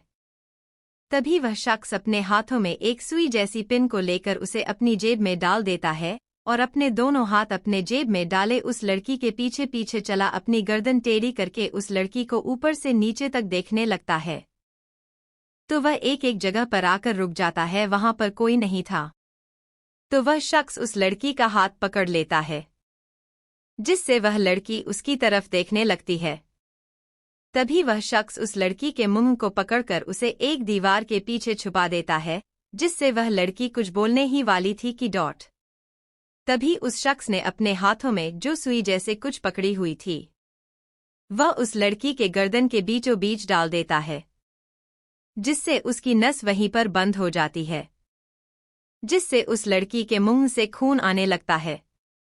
यह देखकर वह शख्स अपना हाथ पीछे लेकर अपने हाथों को देखते हुए बुरा सा मुंह बनाने लगता है। वह लड़की वैसी ही दीवार से चिपके नीचे बैठ जाती है। उसके दोनों हाथ जमीन पर फिसल रहे थे। उस लड़की की आंखें खुली थी, मुंह से खून आ रहा था, जिम अंसल बेहद दर्दनाक था। वह शख्स अपने हाथों को उस लड़की के कपड़ों पर साफ करते हुए अपनी गर्दन को टेढ़ी करके कहा था, मुझे गलतियां पसंद नहीं है, तो गलतियां क्यों कर दी? मुझे ऐसे लोग बिल्कुल भी पसंद नहीं है जो मेरी बातों को इग्नोर करते हैं। अब गलती की है तो भुका तो। कहते हुए वो शख्स वहां से चला जाता है। वह बाहर आता है, तभी उसके सामने एक ब्लैक लैम्बोर्गिनी सामने खड़ी हो जाती है। उसमें से एक आदमी बाहर निकलता है। वह अपनी कार में बैठकर अपने टैब को अपने हाथों में लिए उसमें कुछ देखते हुए, जेफ मैंने जैसा कहा था वैसा हो गया होगा ना? यह सुनते हैं जेफ अपना सर नीचे कर लेता है। उसे ऐसे देखकर वह शख्स अपनी गर्दन टेढ़ी करके अपने पॉकेट से सिगरेट को निकालकर उसे जलाते हुए जेफ की तरफ बढ़ाकर तिरछी मुस्कुराहट लिए, take it in your mouth. Jeff बिना देर किए उस शख्स के हाथों से सिगरेट को लिए उससे पहले देखने लगता है। वह ड्राइवर अपनी आंख के सामने रास्ते पर ही रखता है, क्योंकि उसे पता था कि उसके पीछे बैठा हुआ शख्स कितना खतरनाक है। वही जेफ को सिगरेट ना मुंह में लेते हुए देखकर वह शख्स चिल्लाकर, hurry up, this is your punishment Jeff. Jeff शख्स की बात सुनकर बिना कुछ बोले उस सिगरेट को देखकर एक गहरी सांस लेकर उसको अपने मुंह के अंदर ले लेता है। उसका गला जलने लगता है, पर उसके मुंह के अंदर से एक भी आवाज नहीं आती। वह अपनी आंखें कस के बंद कर लेता है, क्योंकि उसे पता था कि अगर उसकी आवाज और उसके आंसू बाहर आए तो इससे भी खतरनाक उसके साथ हो सकता है। वही वह शख्स जेफ को सिगरेट खाते हुए देखकर मुस्कुराते हुए, गुड बॉय, अगली बार अगर मैंने कुछ काम दिया होगा तो वह वक्त के साथ पूरा भी होना चाहिए, नहीं तो पता है ना मास्टर गुस्सा आता है तब क्या होता है। मुझे पसंद नहीं है कि कोई मुझे गुस्सा दिलाए। कहते कहते वह शख्स टैब को देखने लगता है। वही जेफ विंडो के बाहर देखने लगता है। उसका गला जल रहा था, पर वह पानी भी नहीं पी सकता था। वही ड्राइवर उसके हालत देखकर कुछ नहीं कहते वह गहरी सांस लेते हैं। कुछ ही वक्त बाद यह लैम्बोर्गिनी एक बिग एंड लक्जरी विला नहीं एक महल ही कह सकते हैं, उसके सामने खड़ी हो जाती है। अगर उस विला की बात की जाए तो उसमें हर एक चीज खूबसूरत से भी खूबसूरत रखी हुई थी, जैसी वहां के पौधे, पंछी या वहां की हर एक चीज, यहां तक कि वहां के जो भी काम करने वाले मेड भी रखे हुए थे। वही वह शख्स कार से बाहर आकर सामने बड़े से गिला के गेट को अपने दोनों हाथ अपने दोनों पॉकेट में डाले अंदर की ओर आ जाता है। वह जैसे ही दरवाजे से अंदर आता है वैसे में उसे कुछ चीज टूटने की आवाज सुनाई देती है, जिससे उसकी ग्रीन आइज में हद से ज्यादा कोल्ड हो जाती है। वह सीटी बजाते हुए अंदर आता है। वह अपनी गर्दन टेढ़ी करके देखता है तो वहां पर एक मेड एक फ्लावर पॉट जो पूरी तरह से टूट चुका था उसे साफ करने में लगी हुई थी। इस समय उसके हाथ पैर कांप रहे हैं। वही उसोए पूरा चेहरा पसीने में भीजा हुआ है। यह देखकर वह शख्स चिल्लाते हुए, यू ब्लडी टॉय, तुम्हारी हिम्मत कैसे हुई मेरे ब्यूटीफुल फ्लावर पॉट को तोड़ने की? देखो तुम्हारी वजह से पॉट के टुकड़े हो गए। कहते कहते हुए शख्स अपने घुटनों के बल बैठकर उस पॉट के टुकड़ों को अपने हाथों में लिए, तुम्हें पता है इसे बनाने में मुझे कितना वक्त लगा, और अब तो मेरे पास इसे बनाने के लिए मिट्टी भी नहीं है जिससे मैं बनाता हूं, तो अब इसको बनाने के लिए मुझे मिट्टी तो चाहिए ना? कहते कहते बड़ी मासूमियत से उस फीमेल मेड को देखने लगता है जिसके हाथ पैर कांपने लगे थे। वह वहीं पर लड़खड़ाते कदमों से गिर जाती है। वह अपना सर जमीन पर रखकर अपने दोनों हाथ जोड़ते हुए, प्लीज प्लीज मुझे माफ कर दीजिए, मैं कभी भी ऐसा नहीं करूंगी मास्टर, मैं आपके सामने हाथ जोड़ती हूं, मुझे छोड़ दीजिए। उसकी बात सुनकर उस शख्स की ग्रीन आइज में किलिंग ऑरा आ जाता है। वो अपनी गर्दन टेढ़ी करके, टॉय गलती तो की है ना डॉट, तुम्हें पता है ना मुझे मेरी खूबसूरत चीज जो पर एक भी खरोच पसंद नहीं है, तो गलती भी तो तुम ही की है ना डॉट। अब मैं जो भी करूंगा वह सारी गलती तुम्हारी है। तुम तो जानते हो ना मास्टर बुरे नहीं है, बस उन्हें गलतियां पसंद नहीं है। इतना कहकर वह शख्स अपनी ठंडी आवाज में, जेफ मेरा पॉट इसने तोड़ा है तो जुड़ेगी भी यही ना डॉट, जाओ इसे लेकर, तब तक मैं फ्रेश होकर आता हूं। जेफ उस शख्स की बातों का मतलब समझकर अपना सर हिला देता है। वह अपने दो आदमियों को उस मेड को पकड़ने का इशारा कर देता है, तो वह दोनों आदमी अपना सर हिलाकर उस मेड को पकड़कर वहां से ले जाते हैं।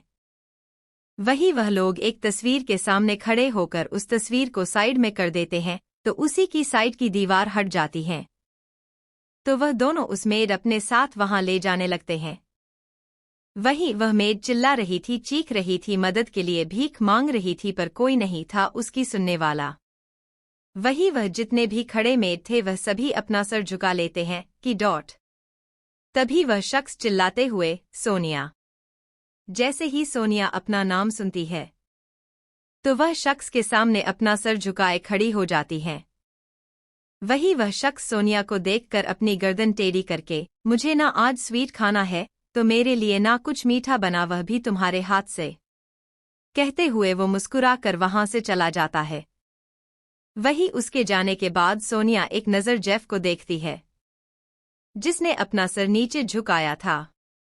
वह गहरी सांस लेकर किचन की ओर चली जाती है। वही सभी अपना अपना काम करने के लिए चले जाते हैं। वही राणा पैलेस में दुआ को घर लाया गया था। इस समय दुआ गुरु के कमरे में मौजूद थी और गुरु ने पहली बार किसी डॉक्टर को अपने कमरे में आने की इजाज़त दी थी। डॉक्टर वह भी फीमेल है। बहुत दुआ का चेकअप करती हैं तो उसकी आंखें हैरानी से बड़ी हो जाती है। वही उस डॉक्टर का हैरानी भरा चेहरा देखकर गुरु अपनी आंखें छोटे करके, डॉक्टर मेरे चेहरे को क्या हुआ है? वह अचानक से बेहोश कैसे हो सकती है? डॉक्टर एक नज़र गुरु को देखती है तो अंदर तक डर जाती है क्योंकि गुरु इस समय बेहद भयानक देख रहा था। वह जैसे तैसे खुद को शांत करते हुए, वह मिस्टर राणा, लगता है मैडम को पैनिक अटैक आया है, शायद से कुछ याद आया और उनकी दिल की धड़कन है बढ़ती जा रही है और इस समय वह अंदर तक कांप रही है। फिलहाल तो मैंने इंजेक्शन दे दिया है, 2 घंटे बाद उन्हें होश आ जाएगा। अब जितना हो सके उतना उन्हें कंफर्टेबल फील करवाइए और उनके मन में जो चल रहा है उन्हें हटाने की कोशिश करिए, नहीं तो यह बहुत बड़ी मुसीबत हो सकती है। पैनिक अटैक का नाम सुनकर गुरु हैरानी से अपनी आंखें बड़ी कर लेता है। वह हैरान इससे, मतलब? डॉक्टर गुरु को समझाते हुए, फिलहाल तो इसके बारे में हमें खुद भी पता नहीं है, पर इनके बॉडी के रिएक्शन से ऐसा ही लग रहा है कि इन्हें पैनिक अटैक आया है और शायद से कुछ है जो वह मन ही मन लड़ रही है। हम तब तक इसके बारे में कंफर्म नहीं हो सकते जब तक हमारे पास इनकी कोई रिपोर्ट ना हो। डॉक्टर की बात सुनकर गुरु दरवाजे की तरफ इशारा करते हुए, शायद आपका काम हो चुका है। तो डॉक्टर दरवाजा उस तरफ है। मुझे पता है मेरी चेरी के साथ मुझे क्या करना है। अब जा सकती हैं। यह सुनते ही वह डॉक्टर कुछ नहीं कहती। वह इतनी बड़ी हस्ती से पंगा तो लेना बिल्कुल नहीं चाहती थी। इसी वजह से वह अपना सर हाँ में हिलाकर वहां से चली जाती है। वही गुरु दुआ के चेहरे पर देखता है जिस पर आज उसे चमक की जगह घबराहट दिख रही है। वह उसके साइड में आकर बैठ जाता है। उसकी सर को अपनी गोद में रखकर उसके बालों को उसके कान के पीछे करके उसके चेहरे को गौर से देखते हुए, तुम्हारे चेहरे पर जिसने भी यह डर लाया है, वादा करता हूँ चेरी, उसे उतनी ही बेरहमी से मौतें दूंगा कि तुम सोच भी नहीं सकती। मुझे इतना तो पता है, मेरी हंसती खेलती चेरी को डर तो ऐसे ही नहीं आ सकता। गुरु की चेरी सिर्फ और सिर्फ अपने गुरु से डरने चाहिए और उसका गुरु उसके सारे डर को खत्म करेगा। कहते हुए गुरु की आंखों में एक आग लगने लगती है। उसके चेहरे पर की नसें साफ साफ दिखने लगती है। तभी गुरु को किसी का कॉल आ जाता है तो वह कॉल उठा लेता है। सामने से भूरा परेशान भरी आवाज में, बॉस एक बड़ी प्रॉब्लम हो चुकी है। गुरु अपनी ठंडी आवाज में, स्टडी रूम में आ जाओ, मैं आ रहा हूं। इतना कहकर गुरु कॉल कट कर लेता है और दुआ का चेहरा देखने लगता है। वह दुआ के सर को अच्छे से तकिए पर रखकर उसे अच्छे से ब्लैंकेट से कवर करके उसके माथे को चूम कर रूम के बाहर सेकंड फ्लोर पर आ जाता है। तभी उसे नीलिमा दिखती है जिसके चेहरे पर अपनी बेटी के लिए परेशानी साफ साफ दिख रही थी। ऐसा नहीं था कि वहां पर नीलिमा ही थी, वहां पर हर कोई था, पर नीलिमा की आंखों में आंसू और डर साफ साफ देख रहा था गुरु को। नीलिमा जैसे ही गुरु को देखती है तो भागते हुए उसके पास आकर चिल्लाते हुए, गुरु मैंने अपनी बेटी की शादी इसके लिए नहीं की थी कि वह शादी के दूसरे दिन ही बेहोश होकर घर पर आए। मेरी बेटी आज पहली बार बेहोश होकर इस घर में आई है, वह भी तुम्हारी वजह से। मैंने अपनी बेटी के चेहरे पर डर देखा है। सारी की सारी गलती तुम्हारी है। मैंने कहा था कि यह शादी नहीं होनी चाहिए, इससे मेरी बेटी की जिंदगी पूरी तरह से बर्बाद हो जाएगी। और देखो शुरू हो गई उसकी बर्बादी। तभी गुरु अपनी ठंडी आवाज में नीलिमा जी को हाथ दिखाकर, श्श, इन लो, आवाज नीचे, आप यहां पर नहीं तो बिल्कुल नहीं हूं। आपको पता है कि मुझे मेरे ऊपर किसी की भी आवाज पसंद नहीं है, वह चाहे आप क्यों ना हो। रही बात आपकी बेटी जो मेरी चेरी है, तो एक बात याद रखिए, जिसने भी उसकी चेरी पर डर लाया है, गुरु वादा करता है उसे वह छोड़ेगा नहीं। इतना तो आपको पता है कि गुरु और उसका वादा किस हद तक जा सकता है और क्या क्या कर सकता है।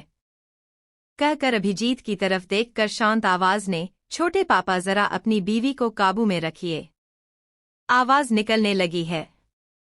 मैं शांत इसके लिए हूं कि आपकी बीवी और मेरी चेरी की मां है। अगर इनकी जगह कोई और होता तो अभी तक तो आपको पता है कि गुरु उसके साथ क्या करता जो उसे डिसरिस्पेक्ट करता है। पर हर बार ये अगर होता रहा तो मैं कुछ नहीं कर सकता। कहते हुए गुरु वहां से सीधा स्टडी रूम की तरफ बढ़ जाता है। उसके पीछे पीछे तरुण भी आ जाता है। राणा जी कल्याणी जी को नीलिमा जी को यहां से ले जाने का इशारा कर देते हैं, तो कल्याणी जी अपना सर हिलाकर नीलिमा जी को ले जाती है।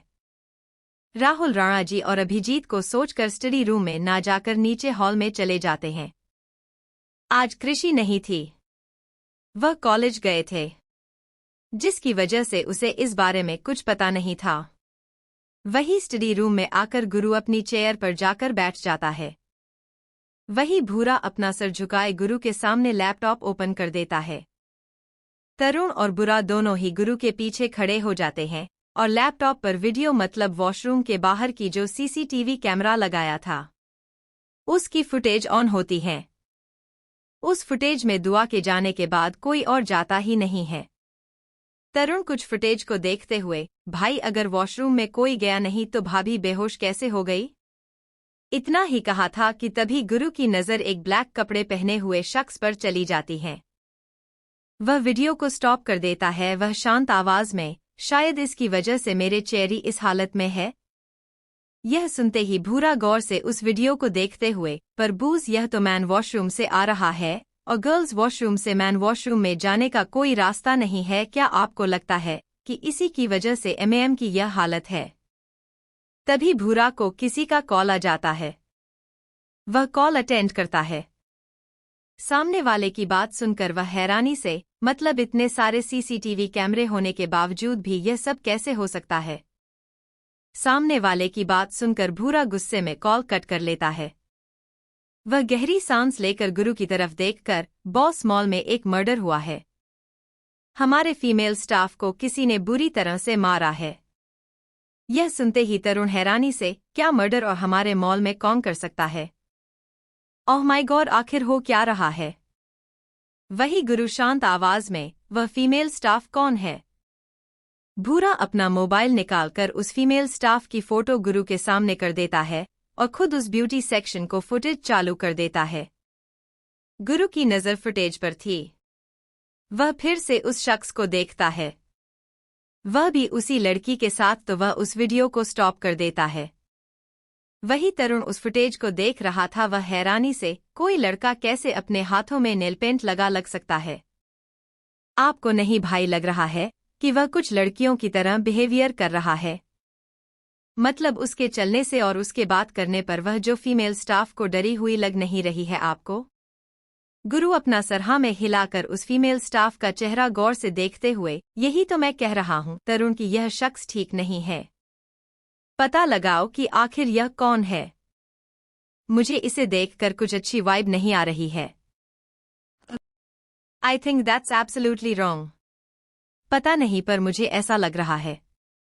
पता लगाओ कि यह शख्स कौन है। हर एक डिटेल्स निकालो। मुझे भी तो जानना है कि आखिर मुझसे बड़ा शैतान इस दुनिया में कौन आ गया। खेल खेलने में तब मजा आता है जब खिलाड़ी कोई नया हो और अपने टक्कर का हो। पर यह अगर खिलाड़ी मेरे चेरी से जुड़ा हो तो इसको मैं ऐसा खेल खेलूंगा कि यह कभी जिंदगी में किसी के साथ खेलने के लायक नहीं रहे। कहते कहते गुरु की बातों में साफ साफ नफरत गुस्सा आंख देखी जा सकती थी। जैसे अभी वह शख्स के सामने होता तो गुरु उसको ऐसी मौत देता कि वह कभी सोच नहीं सकता। वही गुरु के अंदर से किलिंग वाइब को महसूस करके तरुण और भूरा दोनों के ही चेहरे पर पसीना आने लगता है। ना जाने क्यों उन्हें बहुत डर लगने लगता है। वह गुरु से 5 कदम की दूरी पर खड़े हो जाते हैं। वह देख पा रहे थे कि गुरु किस तरह उस फुटेज को जूम करके उस ब्लैक कपड़े पहने आदमी को देख रहा है। तभी भूरा को कॉल आ जाता है, जो कॉल अटेंड कर लेता है। तो भूरा कुछ सोचकर गुरु की तरफ देखने लगता है, जो इस समय बेहद डरावना दिख रहा है। भूरा अपनी आवाज जैसे तैसे निकालकर, बॉस एक बहुत बड़ी प्रॉब्लम हो चुकी है। गुरु अपनी ठंडी आवाज में, बोलो। भूरा एक गहरी सांस लेकर, बॉस पुलिस वाले आ चुके हैं। ऊपर से उस लड़की के घर वाले भी आए हैं। मीडिया तक यह मामला जा रहा है। क्या करें? गुरु कुछ सोचते हुए, फिलहाल तो इलेक्शन का टाइम है और दादाजी इलेक्शन में भाग लेने वाले हैं। एक काम करो, मीडिया वाले को धमकी देकर यह काम रफूचक कर करवा दो। बाकी उस लड़की की जिम्मेदारी हम खुद ले लेंगे, कह दो। यह सुनते ही भूरा अपना सर हिलाकर वहां से चला जाता है। वही उसके जाने के बाद तरुण भी वहां से चला जाता है। अब बचता है गुरु। गुरु अपने पॉकेट से लाइटर को निकालकर उसे जलाकर उसे देखने लगता है। 5 मिनट के बाद वह सिगरेट को अपने पॉकेट से निकालकर उसे जलाते हुए उसके कश लेने लगता है। वह इस समय किसी गहरी सोच में देख रहा था, जैसे कुछ है जो गुरु को समझ नहीं आ रहा है। वही रात के 9 बजे दुआ की आंखें खुलती हैं। दुआ को सब धुंधला धुंधला नजर आता है। वह जैसे तैसे करके बेड पर बैठ जाती हैं। तभी उसके सामने गुरु बैठा हुआ नजर आता है, जो सोफे पर एक के ऊपर दूसरा पैर डाले दुआ को अपनी शांत आंखों से देख रहा है, जिसे देख कर ना जाने क्यों दुआ को थोड़ा सा अजीब लगता है। वही गुरु जब यह देखता है कि दुआ उड़ चुकी है तो उसके नजदीक चला जाता है। गुरु दुआ के सामने बैठकर उसके गालों को अपने दोनों हाथों में पकड़कर बड़े प्यार से, चेरी वॉशरूम में कुछ हुआ था क्या? तुम बेहोश कैसे हो गए? गुरु के सवाल से दुआ उस शख्स को याद करने लगते हैं। उसके हाथ कांपने लगते हैं। ना जाने क्यों उसे अलग से डर बैठने लगता है। और वही उसके कांपते हाथों को महसूस करके गुरु उन हाथों को कस के पकड़कर दुआ को गौर से देखने लगता है। गुरु दुआ का हाथ कस के पकड़कर अपनी शांत आवाज में, चेरी, रिलैक्स, तुम्हारा गुरु तुम्हारे पास है। दुआ गुरु की बात सुनकर उसकी तरफ देखने लगती हैं। वह एक गहरी सांस लेकर गुरु से अपनी नजरें चुराते हुए, कुछ नहीं हुआ था। लगता है शायद मुझे कोई परछाई देखी थी, इसी वजह से मैं डर गई। गुरु दुआ की आंखों में साफ साफ झूठ देख सकता था। वह कुछ सोचकर दुआ के हाथों को कस के पकड़कर उसकी आंखों देखकर बिना किसी एक्सप्रेशन के साथ, बिग और small lies are lies Cherry. यह सुनते ही दुआ एक पल के लिए डर जाती हैं, पर जैसे तैसे करके झूठी मुस्कुराहट लिए, झूठ मैं क्यों आपसे बोलूंगी? यह सुनते ही गुरु अपनी जगह से खड़ा होकर अपने दोनों हाथ पॉकेट में डाले दुआ को देखकर शांत आवाज में, मुझे पता है मेरी चेरी मुझसे झूठ नहीं बोलेगी और मेरा यह भरोसा टूटना नहीं चाहिए। मैं तुम पर भरोसा कर करके सही कर रहा हूं ना चेरी? गुरु ने कुछ इस तरह कहा था कि दुआ को एक अलग सी बेचैनी होने लगती है। फिर भी वह कुछ नहीं कहती। वही गुरु वैसे ही वॉशरूम की तरह बढ़ जाता है। वही दुआ में वैसे ही बैठे किसी गहरी सोच में चली जाती हैं। वह उस शख्स को याद करते हुए अपने मन में डरने लगती हैं। वह अपने कांपते हुए हाथों को देखकर खुद को ही गले लगाते हुए, पता नहीं कौन है वह। उसकी आंखें ना जाने क्यों ऐसा क्यों लग रहा है कि मैं उसे जानती हूं, पर कैसे यह नहीं मुझे समझ में आ रहा है। ऊपर से अगर मैंने यह सब इन्हें बता दिया तो पक्का यह परेशान हो जाएंगे, और मैं नहीं चाहती कि यह परेशान हो जाए। वैसे भी मैं उसके बारे में कुछ जानती भी नहीं हूं, और वह तो सिर्फ एक ही बार मिला था, तो यही अच्छा होगा कि मैं उसे भूल जाऊं। यही सोचते सोचते दुआ उस शख्स को भूलने की कोशिश कर रही थी। उसकी आंखें, उसकी आवाज उसके कान में और उसके मन में छवि और एक डर बना रहे थे। ना जाने क्यों उसकी आंखों के सामने कुछ दुल्ला दुल्ला छवि लगता है, जिससे दुआ के चेहरे पर पसीना आ रहा था। वह जैसे तैसे करके बेडशीट को अपनी मुट्ठी में भरकर गहरी गहरी सांसें लेने लगती है। तभी गुरु आ जाता है तो दुआ खुद को शांत करने की कोशिश करने लगते हैं। वही गुरु दुआ के चेहरे को देखता है, पर वह कुछ नहीं कहता। वह उसके पास जाकर उसे अपनी गोद में उठा लेता है तो दुआ हड़बड़ा जाती है। वह अपनी आंखें हैरानी से बड़ी बड़ी करके, आप यह सब क्या कर रहे हैं? गुरु अपनी आंखें छोटी करके, अगर मैं तुम्हें वॉशरूम में ले जा रहा हूं तो क्या करने के लिए ले जा रहा हूं? वह पर चेहरे। कोई इतना कैसे बेवकूफ हो सकता है? दुआ अपनी तरफ इशारा करते हुए बड़ी मासूमियत से अपनी आंखें बड़ी बड़ी करके, आपको मैं बेवकूफ लग रही हूं? मतलब आप मुझे बेवकूफ कह रहे हो? आप ना बहुत बुरे हो। गुरु वैसे ही दुआ को अपनी गोद में उठाए वॉशरूम की ओर ले जाते हुए, I know cherry something new. यह सुनकर तो मेरे कान आप थक चुके हैं। इस पर दुआ बनाते हुए, आपसे बात करना ही बेकार है। आप हमेशा कुछ ना कुछ बात करते हो जिससे मेरा मुंह बंद ही हो जाता है। गुरु वॉशरूम के अंदर दुआ को ले जाते हुए, पता है ना चेरी, फिर भी उह कहते हुए गुरु दुआ को शावर के नीचे खड़ा कर शावर ऑन कर देता है, जिससे दुआ के शरीर पर गुनगुना पानी चला जाता है, जो ना ही ज्यादा गर्म था और ना ही ठंडा, जिसे महसूस करके दुआ अपनी आंखें बंद कर लेती है। तो वही गुरु धीरे धीरे करके दुआ के कपड़ों को निकालने लगता है। दुआ के कपड़े निकालने के बाद गुरु अपने कपड़े निकालने लगता है। यह देखकर दुआ अपनी आंखें छोटे करके, आप बाद में तो नहा सकते हो ना? पहले मैं नहा लेती हूँ, फिर बाद में तुम लगा लेना।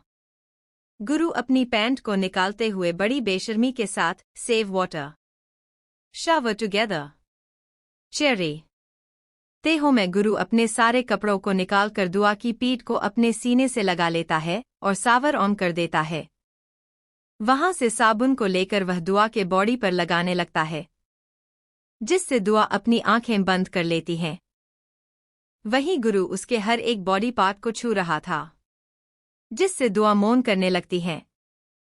वह अपने टीथ से अपने लोअर लिप को बाइट करने लगती हैं, जिससे उसकी आवाज से बाहर ना आ जाए।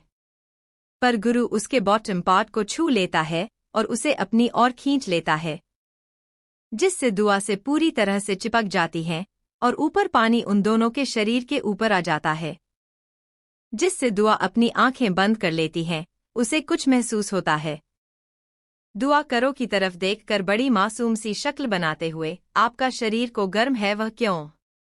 गुरु वैसे ही दुआ की पीठ को अपने सीने से लगाकर उसके पेट पर अपने दोनों हाथ रखकर अपनी ठंडी आवाज में दुआ के कान में, आई नो चेरी, अब तुम्हें ही इसे हैंडल करना है। गुरु की बात का मतलब दुआ को समझ नहीं आता। वह जैसे ही कुछ बोलने वाली थी कि तभी गुरु उसकी पीठ को नीचे कर देता है, जिससे दुआ के मुंह से लाउड साउंड सुनाई देता है। दुआ को अब समझ में आ जाता है गुरु की बात का मतलब। तभी उसके मुंह दुआ मौन करते हुए अपनी आंखें कस के बंद कर, आपके ना यह डर्टी थॉट के बारे में मुझे पहले ही जान लेना चाहिए था। आप तो शांत बैठने वाले में से नहीं हैं। गुरु के नजदीक आता है, जिससे दुआ के मुंह से एक हल्की सी चीज निकल जाती है। गुरु दुआ की कमर को पकड़कर, Cherry, you know I like your taste, this is my addiction, जिसे मैं कभी छोड़ नहीं सकता। तुम ऐसी लत हो गुरु की जो गुरु चाह कर भी नहीं छोड़ सकता। कहते हुए गुरु दुआ की पीठ को अपने सीने से कस के लगा लेता है, जिससे दुआ अपनी आंखें कस के बंद कर लेती हैं। वह अपना सर गुरु के सीने पर रख देती हैं। वही गुरु दुआ के बूज़म को पकड़ लेता है और उन्हें प्रीज करने लगता है। साथ ही साथ वो उसकी गर्दन को लिकिंग भी कर रहा था, जिससे दुआ गहरी गहरी सांसें लेने लगती है। तभी गुरु दुआ को अपनी तरफ पलटकर उसे वॉश बेसिन पर बैठा देता है और उसके पैरों को अपनी कमर पर लपेट देता है, जिससे दुआ अपने हाथ पीछे की ओर लेती है। इसी बीच गुरु दुआ के अंदर एंटर हो जाता है। दोनों का यह सेक्शन करें 1.5 घंटे तक चालू रहा है। इस बीच दुआ पूरी तरह से थक चुकी थी। वह जैसे तैसे करके अपनी आंखें खोल रही थी, पर उसकी आंख खुली आंखों से सिर्फ गुरु का धुला धुला चेहरा नजर आ रहा था। वही गुरु दुआ को बिना कपड़ों के बेड पर लेटा देता है और खुद लोअर पहन लेता है। वहां दुआ की तरफ आता है, दुआ को देखता है, जिसके चेहरे पर चांद की रोशनी आ रही थी। उसे देखकर गुरु एक गहरी सांस लेते हुए बालकनी की तरफ चला जाता है। बालकनी में आकर वह भूरा को कॉल करता है, तो भूरा कॉल उठा लेता है। गुरु अपने ठंडी आवाज में, भूरा अपने कुछ आदमियों को इटली भेजो और पता लगाओ कि चेरी के 13 साल वहां पर कैसे बिताए हैं। हर एक छोटी इन्फॉर्मेशन मुझे चाहिए। भूरा गुरु के इस सवाल को सुनकर पूरी तरह से सुन हो जाता है। से कुछ समझ में नहीं आ रहा था कि आखिर गुरु इतनी जल्दी दुआ की इन्फॉर्मेशन क्यों मांग रहा है। तभी गुरु की ठंडी आवाज उसके कान में सुनाई देती है, लगता है तुम्हारे कान खराब होने लगे भूरा, यह तुम्हें चाहते हो कि तुम्हारी जगह किसी और को मिलेगी। भूरा गुरु की बात सुनकर वह कांपने लगता है, जल्दी से अपनी लड़खड़ाते हुए, वाई ये यस बॉस, मैं आपकी बातों का मतलब समझकर जल्दी से जल्दी आपको इन्फॉर्मेशन। गुरु कुछ कहने ही वाला था कि तभी उसे कमरे के अंदर से दुआ के चीखने की आवाजें आने लगी है, जिससे पूरे कमरे की तरफ भागने लगता है। गुरु जब दुआ को ऐसे चीखते हुए देखता है तो जल्दी से उसके पास चला जाता है। वह जैसे ही उसका हाथ पकड़ता है, वैसे ही नींद में ही दुआ गुरु का हाथ झटक देती है। दुआ इस समय पूरी तरह से पसीने में लथपथ डरे हुए आवाज में, don't touch me, don't touch me, मेरे पास मत आओ, मुझे उस कमरे में मत भेजो, मैं तुम्हारी सारी बात मानूंगी, मुझे उस कमरे में मत भेजो, वहां बहुत अंधेरा है। गुरु गौर से दुआ की बात को सुन रहा था, पूरी तरह से शॉक हो चुका है। वह सिर्फ और सिर्फ दुआ को देख रहा, हाथ पैर कांप रहे थे। उसके चेहरा पसीने में भीगा हुआ था, साथ ही साथ चेहरे पर परेशानी भी दिख रही थी, जिसे देखकर कुछ समझ में नहीं आ रहा था कि अचानक से उसकी चेरी को नाइटमेयर्स कैसे आने लगे। वह धीरे से दुआ के पास जाकर उसके दोनों हाथों को अपने एक हाथ में पकड़े उसके सर को अपने सीने पर रखकर उसके बालों से लाते हुए बड़े प्यार से, श चेरी, कोई तुम्हें अंधेरे कमरे में नहीं भेजेगा। मैं हूं ना तुम्हारा गुरु, तुम्हें कहीं नहीं भेजेगा। तुम गुरु की दुआ हो, गुरु अपनी दुआ को कहीं नहीं भेजेगा, वह सिर्फ गुरु के ही पास रहेगी। तुम्हें कभी भी गुरु अपने आप से अलग नहीं करेगा। अब शांत हो जाओ, अच्छे बच्चे की तरह सो जाओ मेरे चेरी। कहते कहते गुरु दुआ के बालों को प्यार से सहलाने लगता है। इस समय उसने उसके हाथों को छोड़ दिया था, तो दुआ ने अपना एक हाथ गुरु की कमर और दूसरा हाथ गुरु के पेट पर रखकर अपना चेहरा गुरु के सीने में छुपा लेते हैं, जहां से अच्छी नींद आने लगती है। वह पूरी तरह खुद को गुरु की बाहों में समा लेती है। वही जब गुरु दुआ को शांत होते हुए देखता है तो अपना सर नीचे करके दुआ के चेहरे को देखने लगता है। इस समय उसकी आंखें हद से ज्यादा सर्द हो चुकी थी, वह सिर्फ दुआ के चेहरे को देख रहा है। गुरु दुआ को अपने ऊपर अच्छे से लेटाकर उसके बालों को सहलाने में अपने मन में, क्या मैं मेरी चेरी के बारे में इस कुछ है जो जानता नहीं है? एक ही दिन में बेहोश होना और उसी रात उसे नाइटमेयर्स आना, यह तो कोइंसिडेंट बिल्कुल नहीं हो सकता। अब तो मेरी चेरी की बातें भी मेरे शक के यकीन में बदल रहे हैं। मुझे भी तो पता चले कि किसकी हिम्मत इतनी हो गई कि वह मेरी चेरी के सपनों में आकर उसे डरा की, और कोई मेरी चेरी को डराए, यह बात गुरु को बिल्कुल भी पसंद नहीं है। कहते कहते गुरु की हाथों की मुठियां बन जाती है, पर वह दुआ के मासूम चेहरे को देखकर शांत हो जाता है। कुछ ही देर बाद उसे नींद आ जाती है तो वह कह रही नींद नहीं चला जाता है। वही अभिजीत के कमरे में। अभिजीत के कमरे में नीलिमा वैसे ही बैठी हुई थी। उसके चेहरे पर परेशानी शाम दिख रही थी। वह कमरे में इधर से उधर चक्कर लगा रही थी, पर उनके आंसू और उनके चेहरे की परेशानी दोनों ही जैसे बंद नहीं हो रही है। नीलिमा ऐसे ही रूम के चक्कर लगा रही थी कि तभी अभिजीत रूम आते हुए, नीलिमा परेशान क्यों हो रही है? दुआ को होश आ गया है। मैंने गुरु से बात की है, वैसे भी गुरु दुआ के साथ है, तुम परेशान मत हो। तभी नीलिमा अभिजीत की तरफ देखकर, अभिजीत समझ क्यों नहीं रहे हो? दुआ गुरु के साथ सेफ बिल्कुल भी नहीं है। तुम्हें क्या लगता है कल ही दुआ की शादी हुई और आज वह बेहोश होकर घर आ रही है? तुम समझ रहे हो कितना खतरा हो सकता है दुआ का गुरु के साथ रहे? और ऊपर से तुम्हारा बेटा गुरु जो हमेशा ही कुछ ऐसा करता है जिससे मुझे डर लगने लगता है।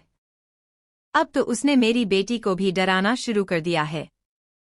अभिजीत नीलिम जी की गलतफहमी दूर करते हुए, नीलिमा ऐसा कुछ नहीं हुआ है। तरुण से मैंने बात की है।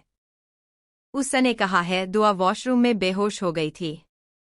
गुरु को भी पता नहीं है कि दुआ वॉशरूम में बेहोश कैसे हो गई। तुम इतनी सी बात कि तुम इतना क्यों परेशान हो रही हो? वैसे भी तुम तो जानती हो कि दोनों नई शादी हो चुके हैं, तो शायद कुछ हुआ होगा। इसका मतलब यह नहीं है कि गुरु ने दुआ के साथ कुछ भी किया है। नीलिमा अभिजीत को समझाते हुए, अभिजीत तुम समझ क्यों नहीं रहे हो?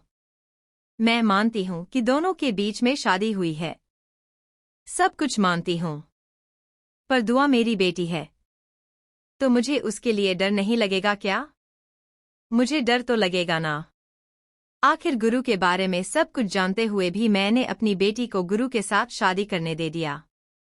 अभिजीत नीलिमा को देखकर खुद को शांत करते हुए, नीलिमा तुम सिर्फ गुरु की वह साइड देख रही हो जो तुम देखना चाहती हो।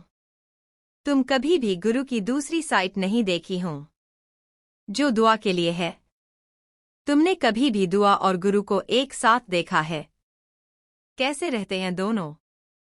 तुम्हें बस यह देखना है कि गुरु बुरा है। गुरु खून से खेलने वाले। गुरु वह है। गुरु है, गुरु वैसा है।